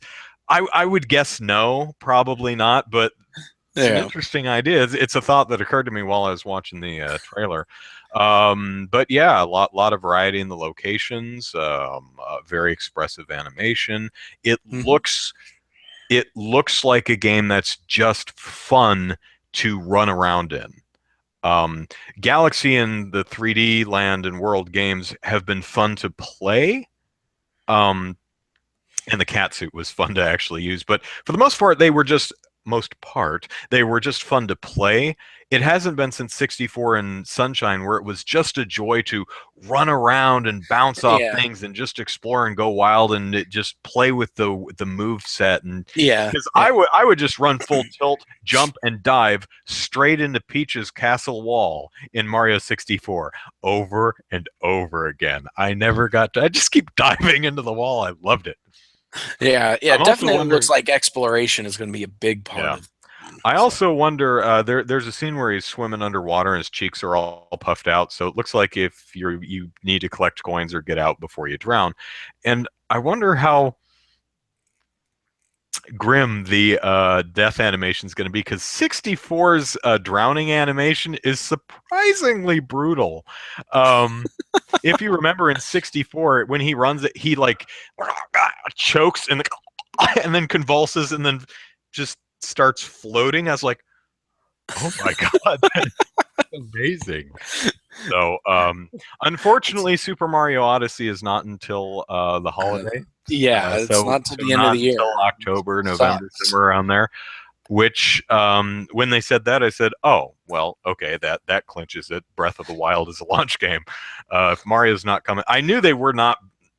It was either one was going to be later in the year. One would be launch title. One was going to be later Yeah, in the year. They said this is holiday. I'm like, great. Breath of the Wild is launch, which is I'm not too upset about because Breath of the Wild is something I think we've all been looking forward to playing for a while, and it comes out in yeah. 6 weeks. But it And that I looks like a still great need to game. play these Zelda games. I have I still haven't finished Wind Waker, and I still have Ocarina of Time, Majora's Mask, and Twilight Princess and Skyward Sword that I need to play. Yeah. But I yeah, it's like it's yeah, seriously if these the Switch games are lineup isn't crazy. appealing to you, get Breath of the Wild on the Wii U, and then wait a few months till the fall, and then pick it up for the holiday season. And like you said, with a Black Friday deal or something, pick up Mario and any other cool games that happen to come out in the over the spring and summer.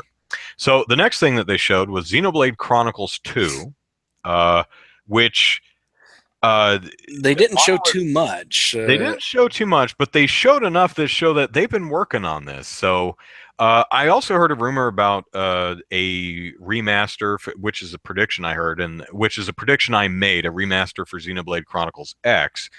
And then I heard a rumor that there was going to be a remaster. If there is, I'm guessing another company other than Monolith Soft is handling it. Probably, yeah. So Monolith is working on. While I was watching the trailer, I was like, "Oh, well, that's definitely Xenoblade." So are they going to call it Xenoblade Chronicles Y? I mean XY? But no, two. I'm like, so is it a sequel to the first one? I guess it is because otherwise it would be X2, I suppose, right? Yeah. It's interesting because they really changed the style on the characters. They're very anime, which is fine because I like the Yeah. style. Very stereotypical anime.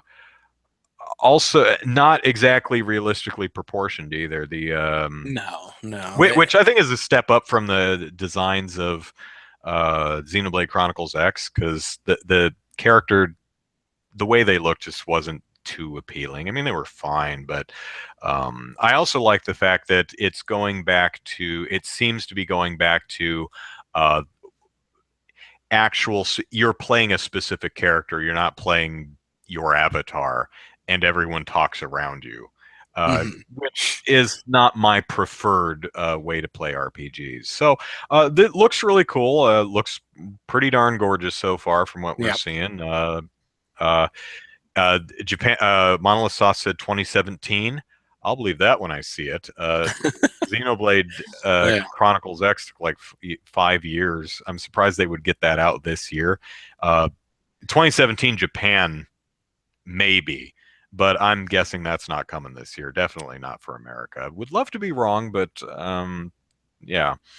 So, but we did get to see a good chunk of it. To get a good, it's Yeah. like okay, they're working on it. They've got the models done. They've got the animations. Obviously, they've got some story written and some lines recorded.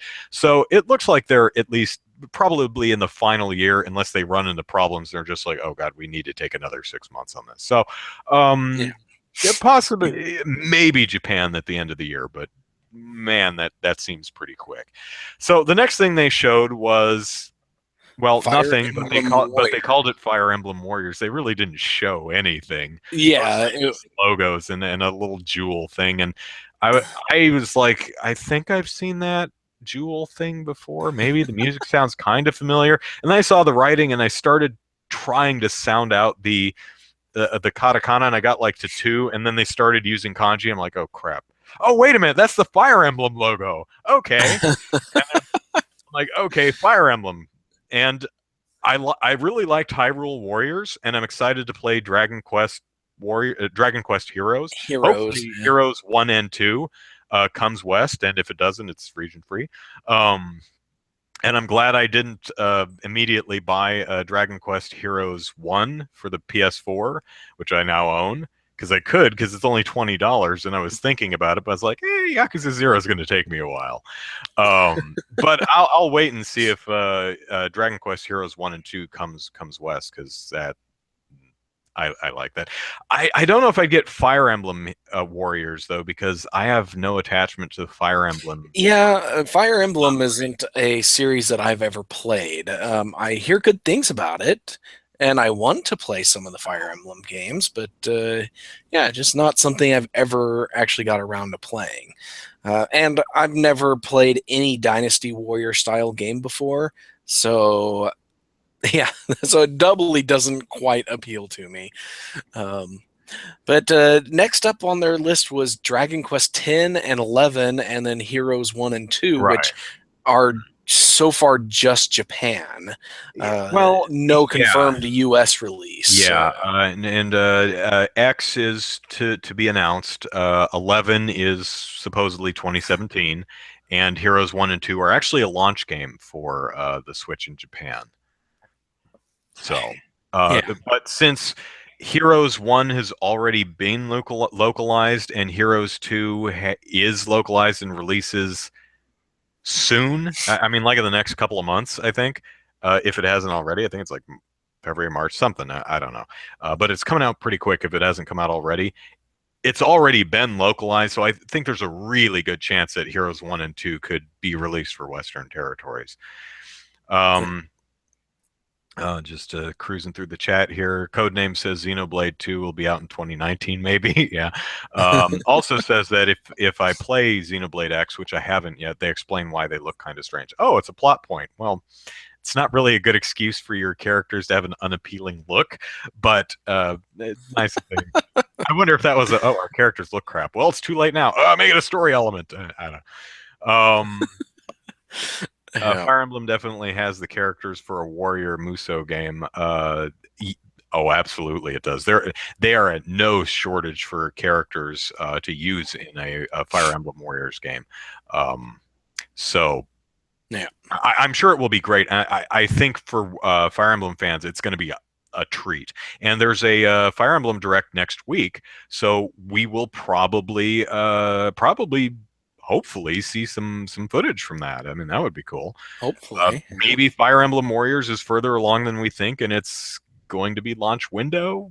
Maybe this summer. Who knows? Who knows? Or Hmm. maybe they'll. I have to imagine that they have enough to show to make a direct. So we'll see next week. Yeah. Um, Next was another one where they were just being incredibly vague about their panic. They're like Atlas. I'm like, well, can't go wrong there because Atlas is awesome, Yeah. and it Yeah, I says saw Unreal Atlas. Engine 4. I'm like, I don't care. Does anyone really go, oh my God, it's an Atlas game using Unreal Engine 4? Squee! I'm like, I don't cool, I care. Yeah. guess. I Yeah. don't care. Engines, I don't care. I mean, if that makes you happy, I'm glad. But Yeah. it's a. But then they started showing characters. I'm like, oh, a Shin Megami Tensei game. Is it like four, the last one, or is it? So apparently, we're getting a new Shin Megami Tensei game, and we're getting it someday because it looks like they probably haven't really started it yet because they have Yeah. nothing to show. They had And not and even a and name. just a So point of order at this point in yes. the presentation. Put freaking English subtitles on Japanese logos. Seriously, I saw that thing Well, and I'm like, okay, what is this going to be? And then it's just a Japanese logo, or and at it's least like I translator have, guy throw us a bone here, tell us what that yeah, says. I'm like I have no clue what this is. Well, it's true because the Sorry, and Xenoblade Chronicles 2 trailer was subtitled in English. yeah, and it's just like I had no clue what it was, and they did that. They did that.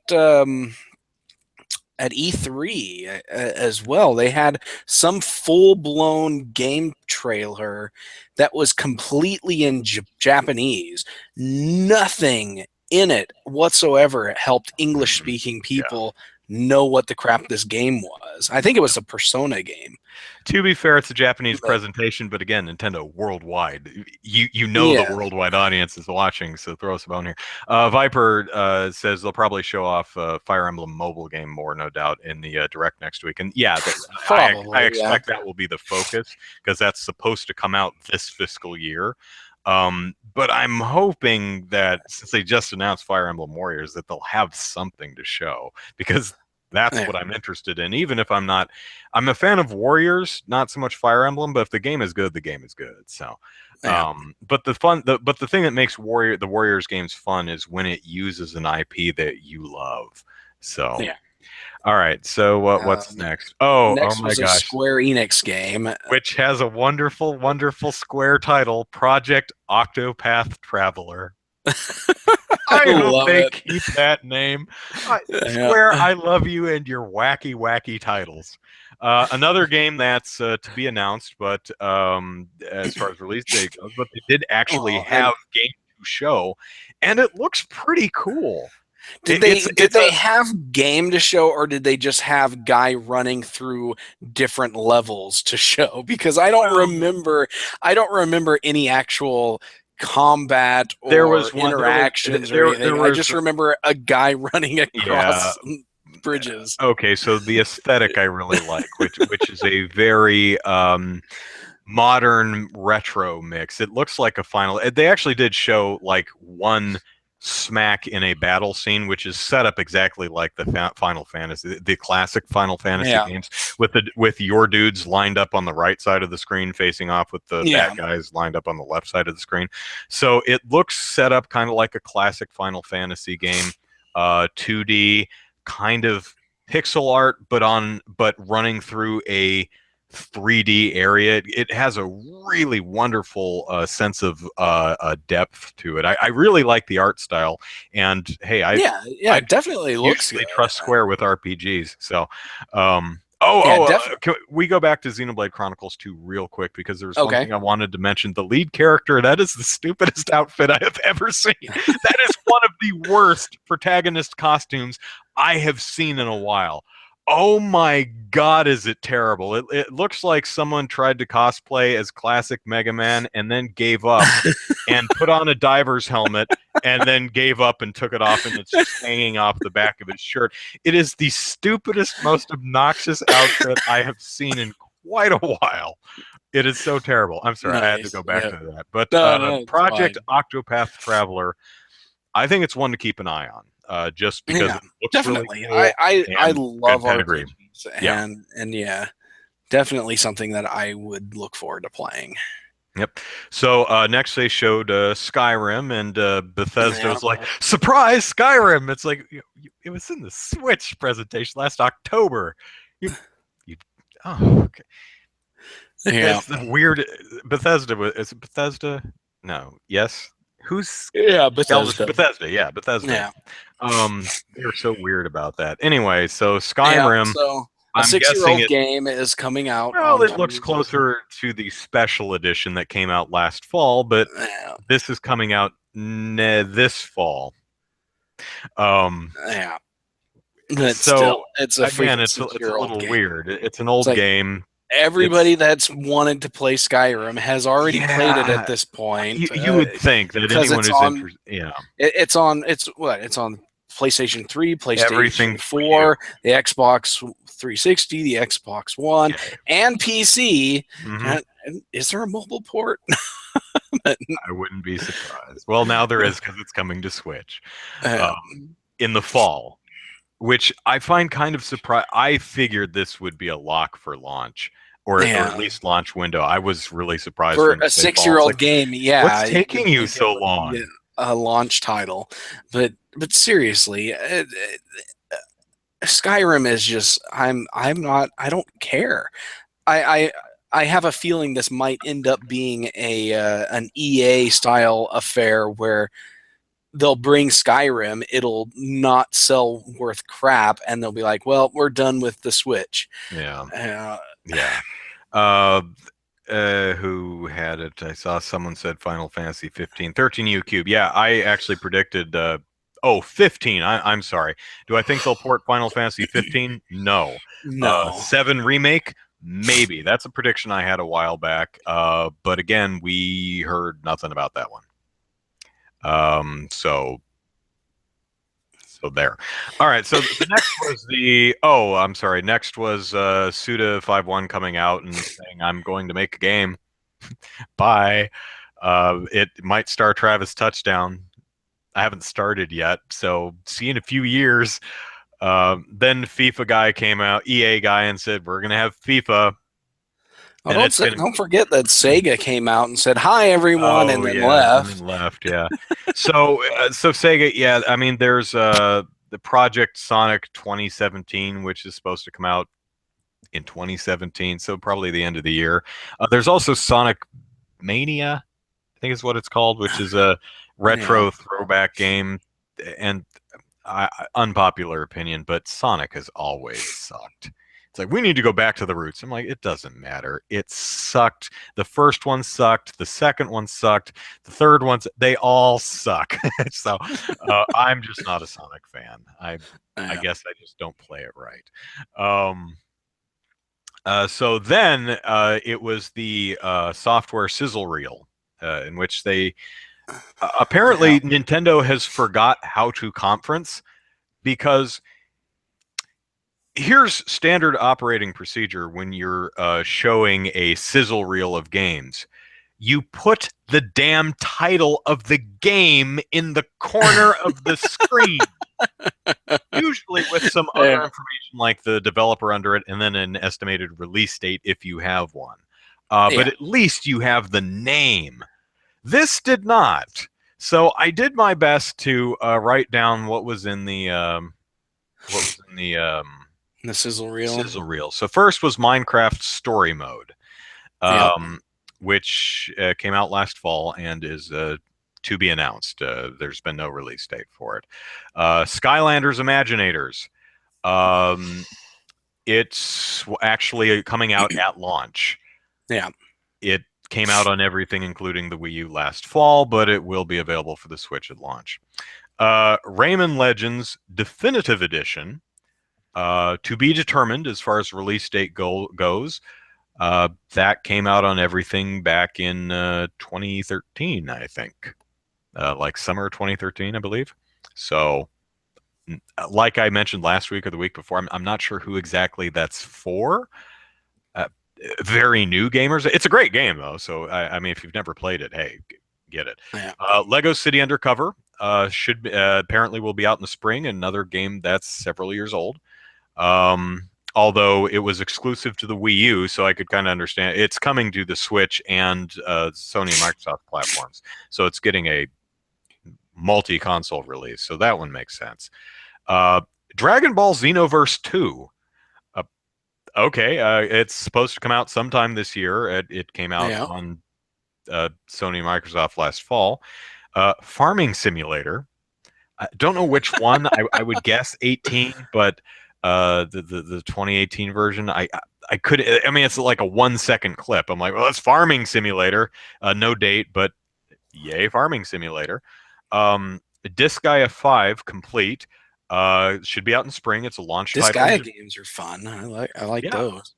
Disgaea 5 came out years ago, but it launches with the Switch in Japan and should be out everywhere else in the spring.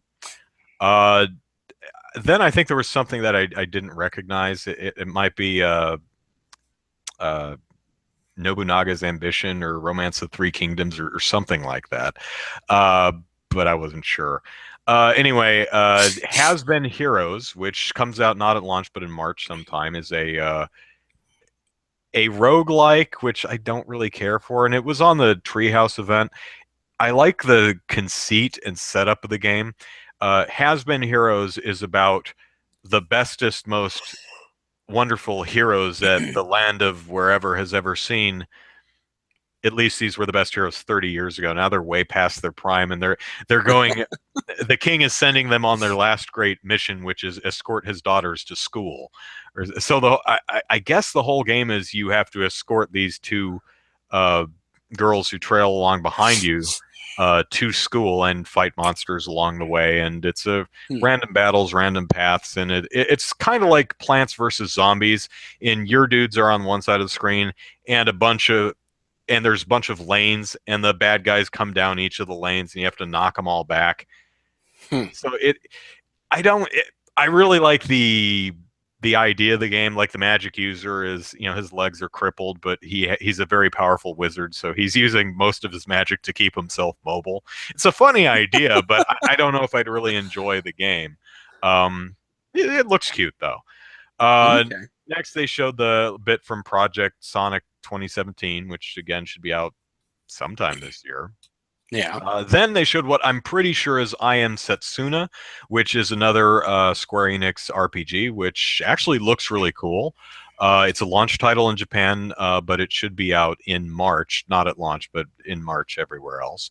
Um, I think the next one I saw was Nobunaga's Ambition, which is a 2017 title apparently, but I doubt it's going to be localized. I Yeah. would be very surprised. Um, then there was I actually had to look at the credits to figure this one out. Siberia 3. The Siberia games are old point and click adventures, but they're making a third one.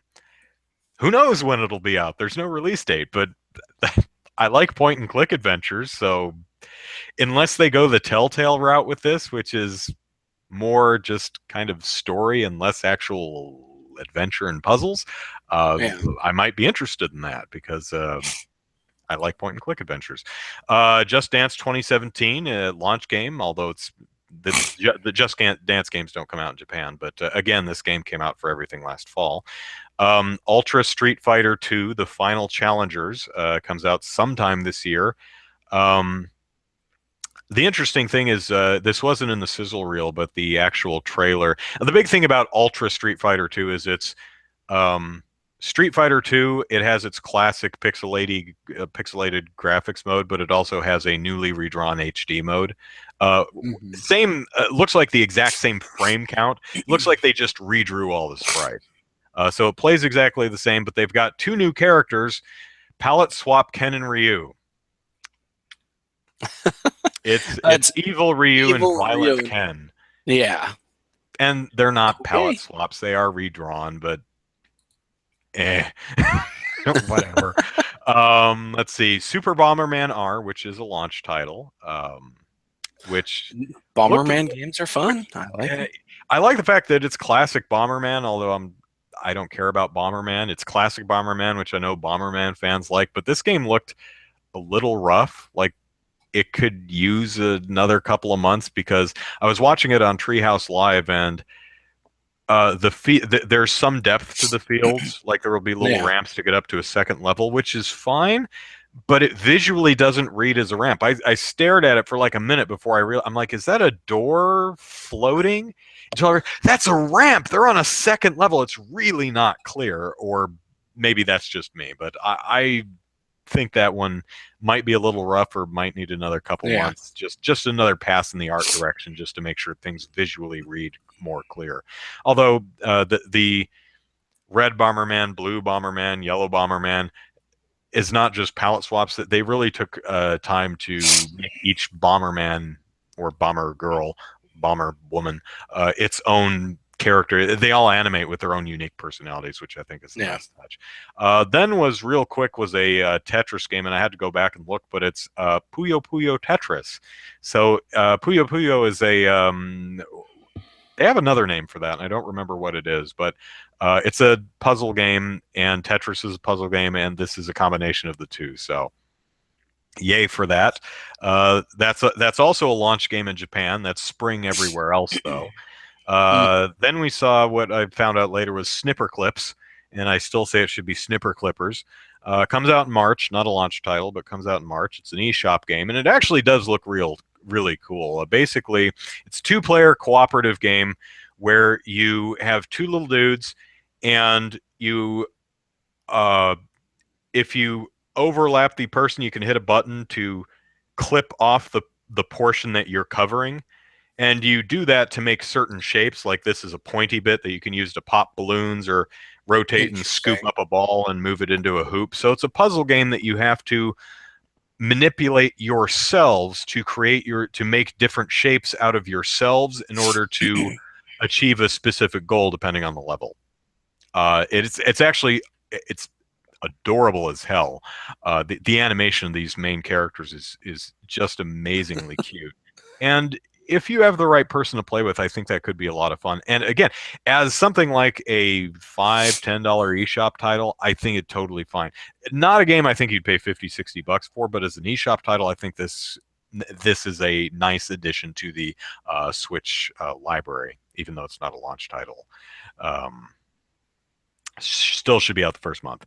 Minecraft should be out sometime this year, even though it's been available on literally everything else for the last several years. Yeah. um, Rime, which is was originally a PlayStation 4 exclusive, but now it's pretty much everything. It should be out in it's scheduled for May. Uh, and it's an adventure game. It's got a nice, colorful, cute, cartoony art style. Could be good. Could be good. Uh, Snowboarding game, and I was like, I had to look in the credits and saw Ubisoft. I'm like, Steep. It's their new Yeah. snowboarding, wingsuit, skiing game, which that Extreme winter sports Extreme Winter game. Sports game should be out sometime this year. A racing game, which I was like, it's not F-Zero, and I looked in the credits. It's called Fast RMX. Not a launch title, but comes out in March. Then Mario Kart 8 Deluxe, which is one of the only games that actually has a specific date. It comes out on April 28th. And they showed battle mode, actual real battle mode this time, not crap battle mode that's currently in Mario Kart 8. So, hey, if you paid $60 for Mario Kart 8 a couple of years ago and 20 so dollars for the DLC, you can pay $60 again to get your battle mode. Yay! Hopefully, one of my baseless predictions come true, and Nintendo has some sort of voucher program for if you bought Mario Kart 8, you get $20 towards Mario Kart 8 Deluxe or something, you know? I mean, I'm sure Deluxe will have new tracks. It has some new characters. It has an actual worth playing battle mode now. I'm sure it'll have new tracks and stuff, but $60 is asking a lot of people who already paid 60 plus DLC a couple years ago for essentially the same game. Yeah. You know? um, but we'll see what Nintendo does. Then we saw NBA 2K18, which should be out in September. So that was about it. There was some stuff where there was a message from Nintendo of Europe and about the only thing that made me actually smile, which I think probably looks like, I think he got like a little up curl of the lip there, is when it was Miyamoto and Aonuma interacting with Reggie in the Nintendo America sequence, because they're like, "Hi, Reggie." That made me grin a little bit, but Yeah. it was just Oh, and the constant teases on the release date of Breath of the Wild. It's like, yeah. when's it coming out? Well, first, let's go to Reggie. Jonathan in the chat says Bomberman has the ugly pizza explosions of Mighty Number 9, from what I've heard from those who got hands-on experience. Yeah, it's not pretty. I mean, it's not offensive. You're right. The explosions are kind of lame. I mean, I don't think they need to be those truly gorgeous explosions in Breath of the Wild or anything, but they are kind of lacking. The biggest problem I had with the game was a lot of level elements didn't visually read for me. Yeah. Um, So 13U Cube says if you spent $1,100 on software for the Wii U, you get to keep your Wii U because Switch doesn't look backwards compatible. yeah. And that's true, but do you really expect a cartridge-based system to be backwards compatible with an optical media-based system? No. You see, it's backwards compatible in the sense that Nintendo will let you buy all your games again. Hopefully my baseless prediction comes true in that they'll be able to recognize that you own the game, and if a game is made available digitally on the Switch and you already own it, you should be able to download it for free on the Switch. Yeah, Says they I. need to make that a feature, seriously, because it's all of the virtual console games, all the eShop games that people have bought, if they have to lose all those or rebuy them on the Switch, people are not going to be happy. They at least got to avoid some of the issues with the Wii to Wii U transition Yeah. by letting you play all your Wii eShop purchases in the Wii Virtual Machine on the Wii U, Mhm. but still, they need to let you tie your Wii U account to the Agreed. Switch. Agreed. Yeah. So, getting down to the end here, then they showed a Legend of Zelda Breath of the Wild trailer, which looks really cool. Oh yeah, And they very nice showed trailer. Zelda's design. They were teasing Zelda's design in the last trailer we saw. You know that Yeah, she was all like this. You could see this much of her, but you actually got to see her, and it's a new design for her, and I think it looks really really cool. And while I was watching the teaser though, the trailer on the event, I was sitting there thinking, I'm like, my first thought immediately, of course, was, oh, there's Zelda. But then I thought, Linkle? You know, maybe it's Linkle, but no. yeah, Nintendo's already confirmed that that is indeed Zelda. So that would be amazingly trollish if that turned out to be Linkle. Hi, brother Link. Oh, that would be good. So, great trailer. Really loved the yes, trailer. I thought it was very a nice trailer. very well. Nintendo really did a nice job on their trailers. The Mario and Zelda trailers were top notch. The Xenoblade Chronicles 2 trailer was brief, but a very nice look at the game. Unfortunately, most of the games we saw were just like the Shin Megami Tensei. There was nothing there. Yeah, Um, Hyrule War. I'm sorry, Fire Emblem Warriors. There was just nothing. I mean, to the point, the little it's like, don't even bother. Just tell us there's Fire Emblem and Shin Megami Tensei coming, because you showed nothing. hmm, It's almost a yeah, waste of our time. But a great trailer. I really enjoyed this, and looks like there's going to be full voice acting, at least for cutscenes. Um, yeah. I'm still guessing that Link is going to remain completely silent. Um, Probably that would be a break from character if he Yeah, actually had. well, and I also like the fact that both Link and Zelda were looking kind of scuffed up and grungy, like they've been through some stuff. Yeah, yeah. So There were some pretty great hairy parts trailer in there. made I think everyone, unless you care nothing for Zelda, I think everyone who watched that trailer was like, I want to play this. This looks so fun. Also, they showed a little bit of it during the Treehouse Live segment, and one of the things they focused on was horses. And they've got, I wouldn't say the riding animation is perfect, because Link looks kind of like he's attached to the horse rather than riding the horse a little bit. I mean, it's not Yeah. bad, but it's, I think some of the best horse riding animation I've seen is like Shadow of the Colossus. It really feels like, what the hell's that guy? Wanderer or something like that. Yeah. It really feels like he's a dude actually riding on a horse rather than Well, considering that they've the just horse attached part his was tail to an it. important aspect of Shadow of Well, Colossus, they had to that's get true. that Yeah. right. Yeah. Yeah, but the horse animation, not just the walking and running and navigating animations for the horses, are wonderful and great. But the idle animations, a lot of the, them shaking their manes and kind of pawing at the ground, or when you leave them alone, they just go wander and graze in grass, is just so well done. Another interesting thing is you can tame wild horses. You just sneak up on them and, I will ride you. Let me ride you. Stop bucking, you little putz. And horses can die if you're not careful. So you want to make sure your horse doesn't die, and you can take them to a stable and register them and pet them and love them. And the treehouse guy was trying to feed his horse an orange, and he put an orange on the ground in front of this horse. This damn dog runs up and starts eating the orange. It's like, hey, Fido, that wasn't for you. And then Fido's like following him around, going like, more treats. That game looks great. Yeah.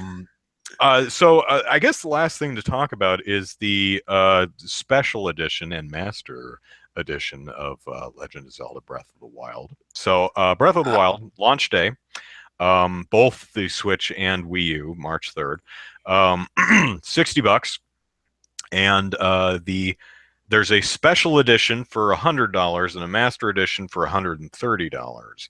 So the special edition includes a Nintendo Switch Sheikah Slate carrying case, which is a carrying case for the Nintendo Switch, and it's not a cheap piece of plastic. It looks like I would have thought it'd be a cheap plastic kit and caboodle type thing that you'd pick up for $5 at Target, but it's Yeah. actually a cloth looking. I mean, like hard plastic, but covered in cloth, and you open it up, and it has places to put lots of games and little mesh flaps to hold instruction manuals or something. It looks That's like a cool. really nice case. You get a Sheikah Eye collectible coin, which is a coin with the Sheikah Eye on it and the Legend of Zelda logo on the other side. Whatever. You get the Relic of Hyrule Calamity Ganon tapestry and weather-worn map, which is on one side it's a map, and on the other side it's a tapestry that, if you know how to read it or interpret the pictures, it tells the story of Calamity Ganon. Yeah. Neat. And it comes with a selection of a soundtrack CD, 25 tracks from the soundtrack. So that's the special edition for $100. For $130, you get the master edition, which includes, oh, and the game, of course. You get all that crap, plus the Master Sword of Resurrection figure, which is one Okay. of the cheapest looking pieces of crap I have ever seen. I was not impressed. It maybe the one they had on Treehouse Live had been through a washing machine or something, but it looks like a really cheap bent piece of rubber. It's really terrible. It's just that rusted Master Sword in a stone stand with a flower grown next to it, and the sword looks kind of like a weak piece of rubber. And it's like kind of laying back a little bit. Oh, it's cheap looking. I would not Okay. recommend the master edition, but that carrying case is pretty cool. So if you're made of money, hey, special edition, you get a pretty slick carrying case out of it. Yeah. Okay. So Yeah, I didn't pay too much attention to that because I'm not one to buy the those packs and stuff. It's just like, yeah, I'll buy a game and that's all I need. yeah. Matthew asks, so you buying a Switch? Um, maybe not at yes, almost certainly. Maybe not at launch, mostly because it's probably going to be impossible to find because Nintendo is Nintendo. Yeah. Uh, You I don't want to pay $800 to a scalper No, to get I do one at not. launch? Okay. Um, you know, I will if I can walk into Target or Best Buy or Walmart or whatever on March 3rd and buy it, I probably will. Um, I doubt I'll stand it. If it's something I have to line up for, I'll wait a couple of weeks. If it's something I can't find, I have a whole shelf of games over there to play. I'm Mhm. good. I got a PS3 2 years ago, so I've still got like one, two, three, four, 6, 7, 8 games to play, and a bunch in my Yeah. my Amazon wish list that I've yet to play. And I just got a PS4. So, if I don't get a Switch on March 3rd or even in the month of March, I'll be fine.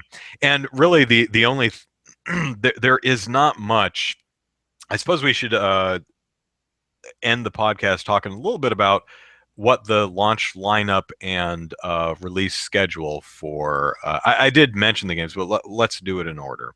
So Okay. on launch day, um, Zelda in America at least, Japan actually gets several other titles because they're special. So Yeah. launch day, March 3rd in America at least, you get Zelda Breath of the Wild, which also is available on the Wii U. Um, 1-2 Switch, which is $50, and I is anybody going to buy that?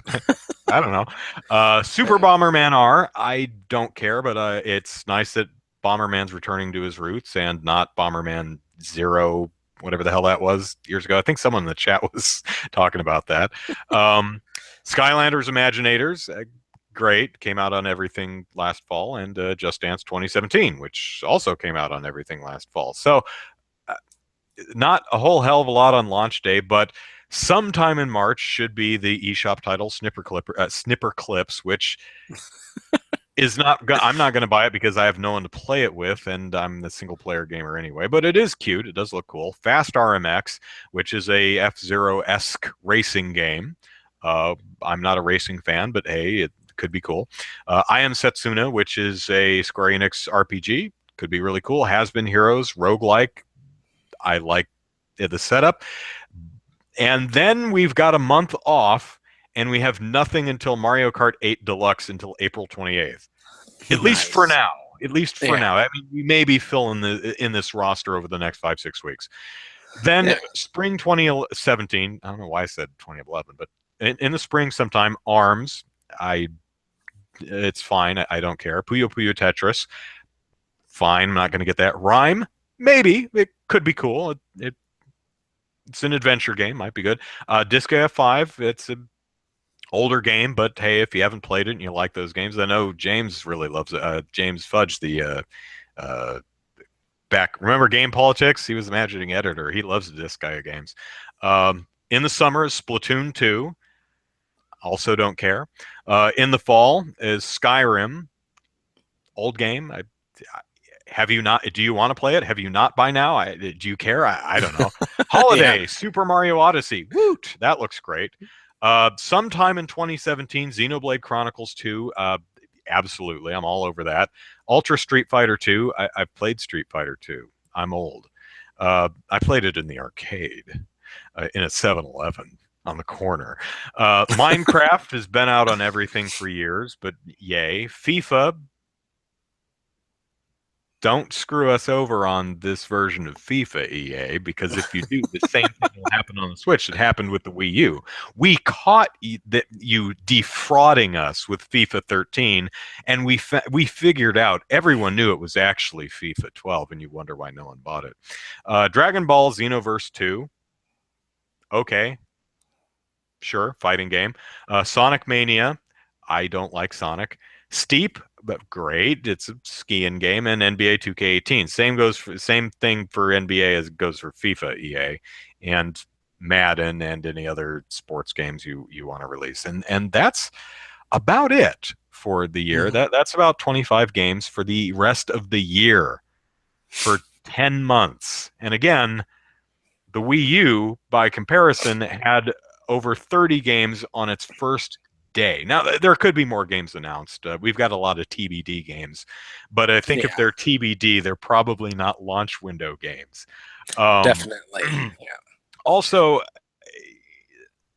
I just want to point out that a lot of the games coming out this year are old, and that's a little concerning because, as I said, Minecraft Story Mode, which is actually to TBD. We have no idea when that's coming out, but it came out last fall.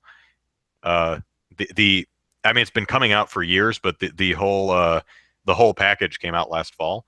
Skyrim, at least the special edition, came out last fall. Skylanders last fall. Dragon Ball's Universe 2 is last fall. Just Dance 2017 is last fall. Rayman Legends is years old. Lego City Yeah. Undercover is years old. Mario Kart 8 is years old. Minecraft is years old. Street Fighter is decades old. So yeah, Yeah, it is interesting that we're getting Street Fighter 2 yeah. rather than something like Street Fighter 3. Hey, Capcom. Yeah.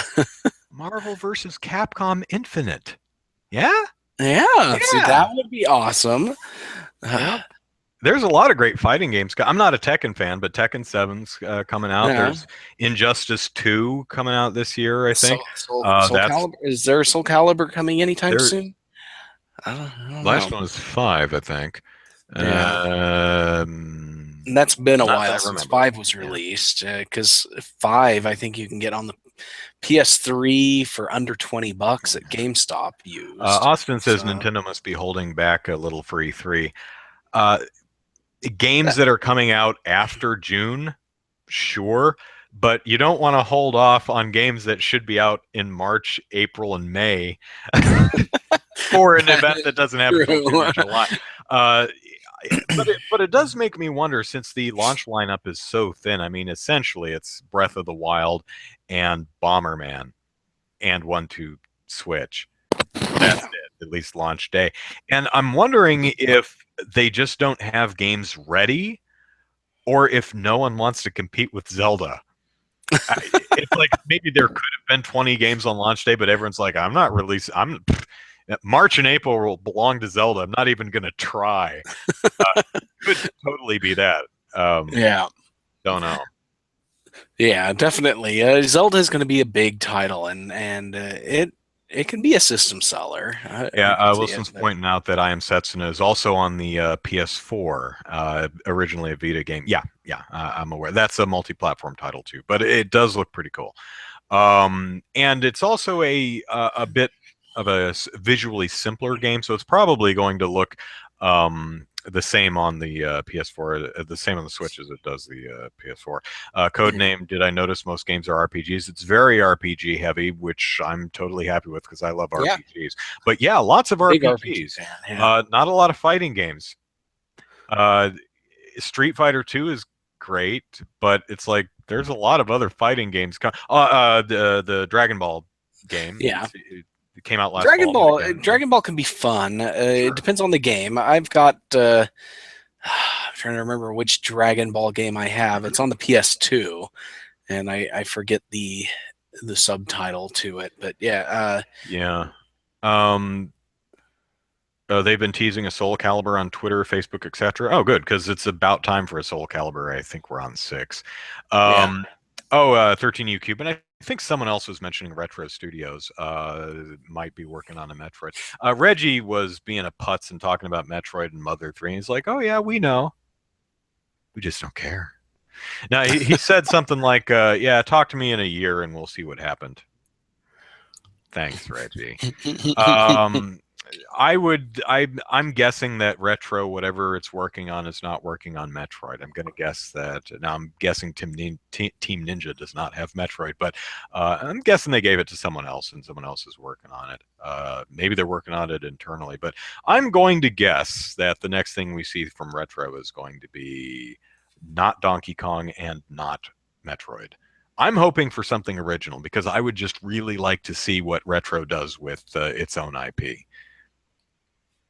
So Yeah. Codenames Z says they want to contrast with the Wii U. Wii U is known for platformers. Tropical Freeze came out, and everyone was sick of platformers, which is a shame because Tropical Freeze is excellent. I wrote the guide for it. Tropical Freeze is a great game, but yeah, maybe it did come out. Remember when a Nintendo was, oh my god, Nintendo's going to be on the Game Awards with an announcement, and Jeff Keighley is all tight. He's like, oh my god, I'm going to talk to Reggie, and they've got an exclusive announcement. This is, oh my god, is it going to be Zelda? This is going to be so cool. And Reggie walks up there wearing a Metroid pin. It's like, oh my gosh, Reggie, what have you got for us? And Reggie says, Cranky Kong is in Donkey Kong Tropical Freeze. And poor Jeff Keighley's sitting there going, that's cool.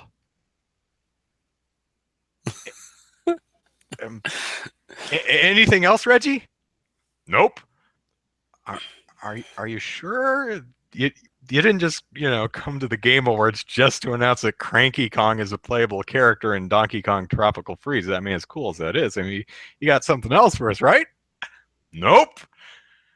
Okay. Going to commercial. Good times. Yeah, good times. So, at least Reggie was wearing I think he was wearing a Super Mario pin this time instead of trolling us with Metroid pins and whatever. Retro Studios Star Tropics, huh? Someone mentioned Monster Hunter, and was the one you were thinking Dragon Ball Tenkaichi? No, it's Budokai. Budokai 2. Oh, Budokai. Tenkaichi. Yeah. I don't think that's right, but someone said Monster there's Hunter. a Budokai Tenkaichi, which came out later. I don't have that one, but Budokai 2, and that's the one where they they had Budokai, and then Budokai 2 they actually had flying in it, where your character could Yeah. fly. Viper says would love to see someone like Platinum or Vanillaware do a Metroid game. Oh God, how gorgeous would a 2D Metroid game from Vanillaware be? Man. Yeah, that would be And nice. how fun would a Platinum Metroid? Oh man, that might be too insane for Platinum's usually pretty insane in a good way. But Platinum did just drag a dragon scalebound, Yeah, so Skybound. that frees him, which honestly looked crap. Uh, at E3, I really wasn't feeling it. Which game was Scalebound? Was that the one It's the where one with the giant dragon, where you're well, the dude with the the headphones riding headphones? a giant Okay, yeah, dragon. good. I'm glad they got rid of that one Douchebag in the because that headphones. looked obnoxious. It looked terrible. Yeah. Yeah. Wait for it. Extra Joy-Con for three-handed players. Boom. Imagine if he was wearing an Earthbound pin. You don't have any no Mother 3? Nope. I just like Mother. I just like Earthbound. What? EA Yeah. has Star Wars, so no way they would make a Rogue Squadron game. Yeah, but maybe we could get Star Wars Battlefront. I seriously doubt it. I mean, again, that game's old. Trey says, since I got a PS4, will I play The Witcher 3? I totally should because I have 1 and 2 on the PC and I've never played it. But everyone I says that think Witcher 3 is I have a disc for the first Witcher somewhere in my PC gaming yeah. collection, but Um, came I with the video card. I would really, really like to because Witcher 3 is everyone says it's like the bestest RPG that has ever RPG'd, and it does look great. So I would definitely like to play it. But the first thing that's getting played on my PS4, which has been sitting on my floor over there for weeks, is Yakuza 0, which comes out in a little less than 2 weeks now. Um, Yeah.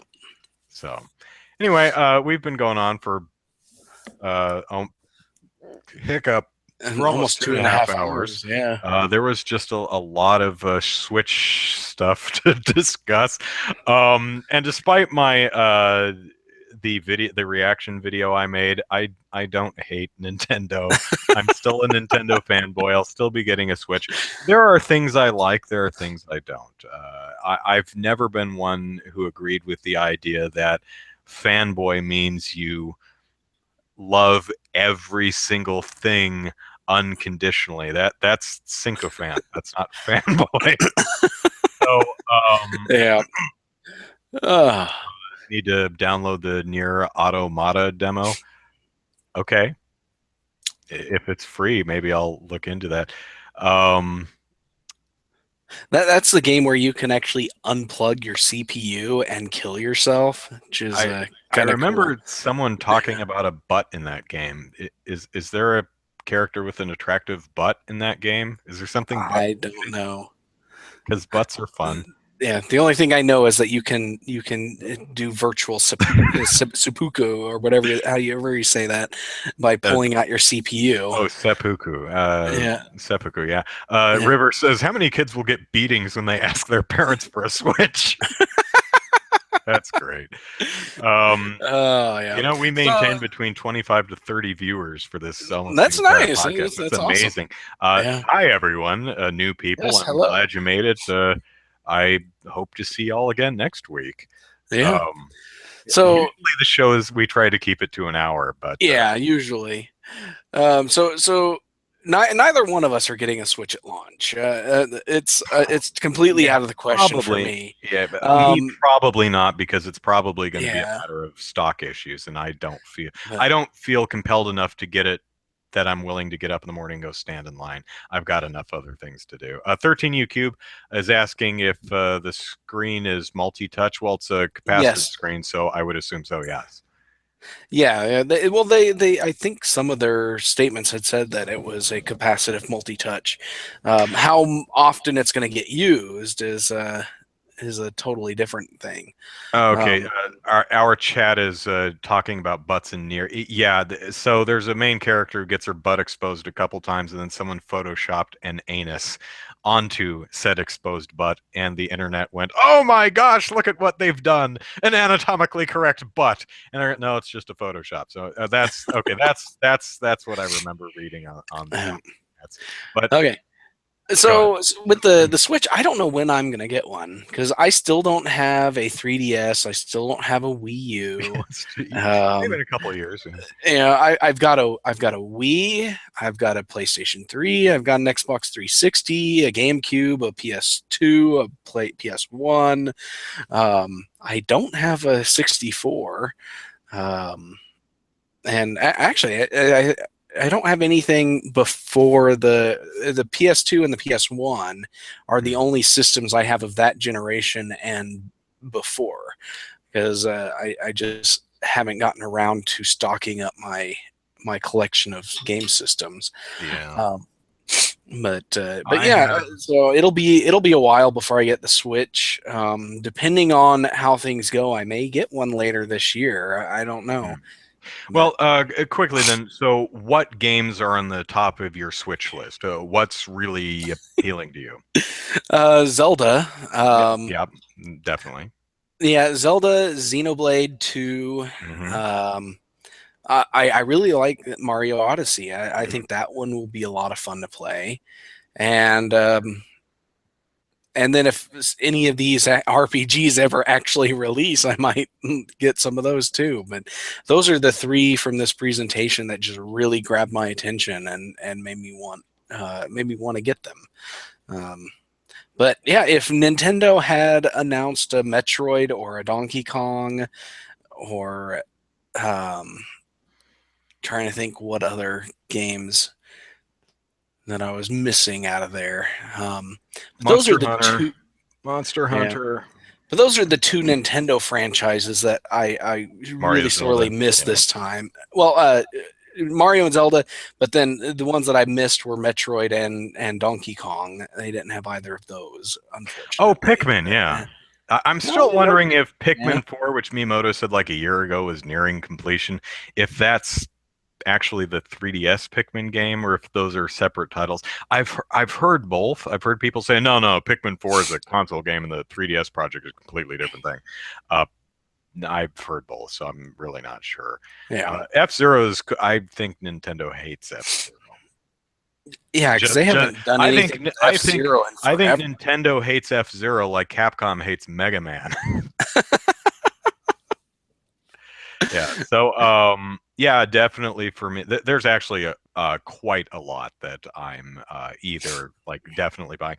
Mario, Zelda, that we know of. I mean, I definitely get Metroid and stuff like that, and the Pikmin game too. But Mario looks great. Zelda looks great. Xenoblade Chronicles 2, I have the utmost confidence in Monolith Soft to deliver another great RPG in that. Mhm. Um, I'm definitely very interested to see what Suda51 does with whatever the hell he's doing eventually with Travis Touchdown. I would assume No More Heroes 3, but we'll have to see. Yeah. Um, there's a couple Square RPGs that I'm interested in, like I Am Setsuna and Project. What the hell's it called?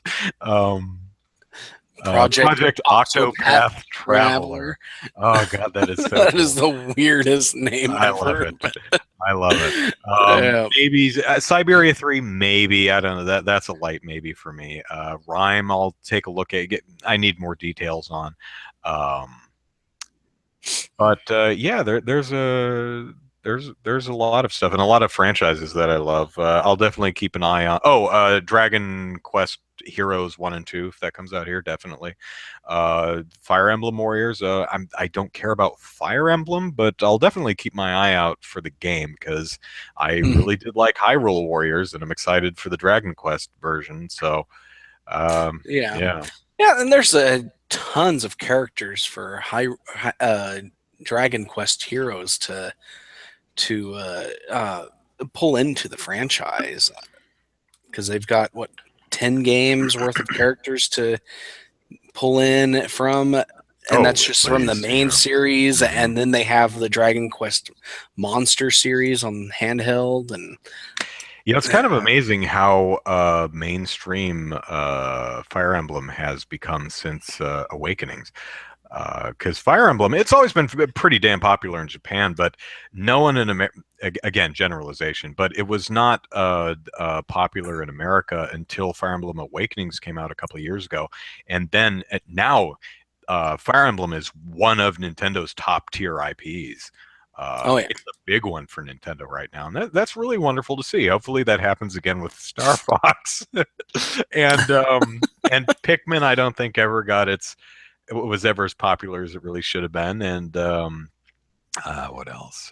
I was just thinking of one. Pikmin, Star Fox, F-Zero. yeah, F-Zero is it's like it's the serious Mario Kart. Uh, but it's fast and stylish and cool, and I mean, it's like Mario Kart 8 felt like the anti-gravity sections were kind of throwing the F-Zero folks a bone. It's like, I mean, they even yeah. had an F-Zero track in there. hmm Um, And then they have Captain Falcon, right? Is that from F Zero in Smash Brothers? yeah, yeah, yeah. Yeah. Codename says Capcom does not hate Mega Man; they hate Inafune. I I think everyone's kind of sore with Inafune after a Mighty Number Nine, to be honest. Yeah. So, you hear that Awakening was planned to be the final fire. Oh yeah, I heard that too. That Awakenings was kind of the last chance for that franchise. It's like, okay, Fire Emblem Awakenings, if this does poorly, that's it for Fire Emblem. But it took off, and Fire Emblem all the time now. So, hmm um, and Nintendo hates celebrating Metroid's birthday. I know, man. It's Yeah. not even a congratulatory tweet. Come on, Nintendo. Really now? It's like, what? We had Federation Force. You guys obviously don't like Metroid. Yeah. Okay, so that's it. We're done. All Thank right. you everyone for hanging with us for 2.5 hours. I hope you're all excited for the Switch and some of its games, even though Nintendo has made some very odd choices in some areas. So Yeah. it's going to be an interesting next year. So uh, yeah. All right. So Andrew Eisen here. Eisen is how you spell the last name. Type it into YouTube and you'll find my silly videos like the reaction video I just did, which I has been getting a pretty decent reaction. It's only been up for a day. It's had over 1,000 views, and I've only had one person who said I'm not a real fanboy anymore. Most people seem to take it in the humorous spirit in which it was You intended. stopped being So a fanboy when you got a PlayStation 3. that's right. Yeah. So I've been one of those fake fanboys for 2 years. So anyway, Twitter is at Andrew Eisen, and I have a Facebook page too, which is just Andrew Eisen YouTube. So follow me there all you want. YouTube is basically just me making jokes in 140 character bursts. So that's that. Zachary, plug away. All right. You can follow me on Twitter at Easy Night. You can follow my game development work. It's DK_gaming, and that's divinenightgaming.com. And if you're interested in the Oklahoma game development scene, check out OK Game Devs on Twitter and okgamedev.com. So, All right, that is it for an extra special Nintendo Switch edition of Molehill Mountain. Uh, I'm sure we'll talk about whatever happens on the Fire Emblem Direct next week, and whatever the heck else we feel like. So yep. take care, y'all. We'll see you next week. Bye bye. Bye.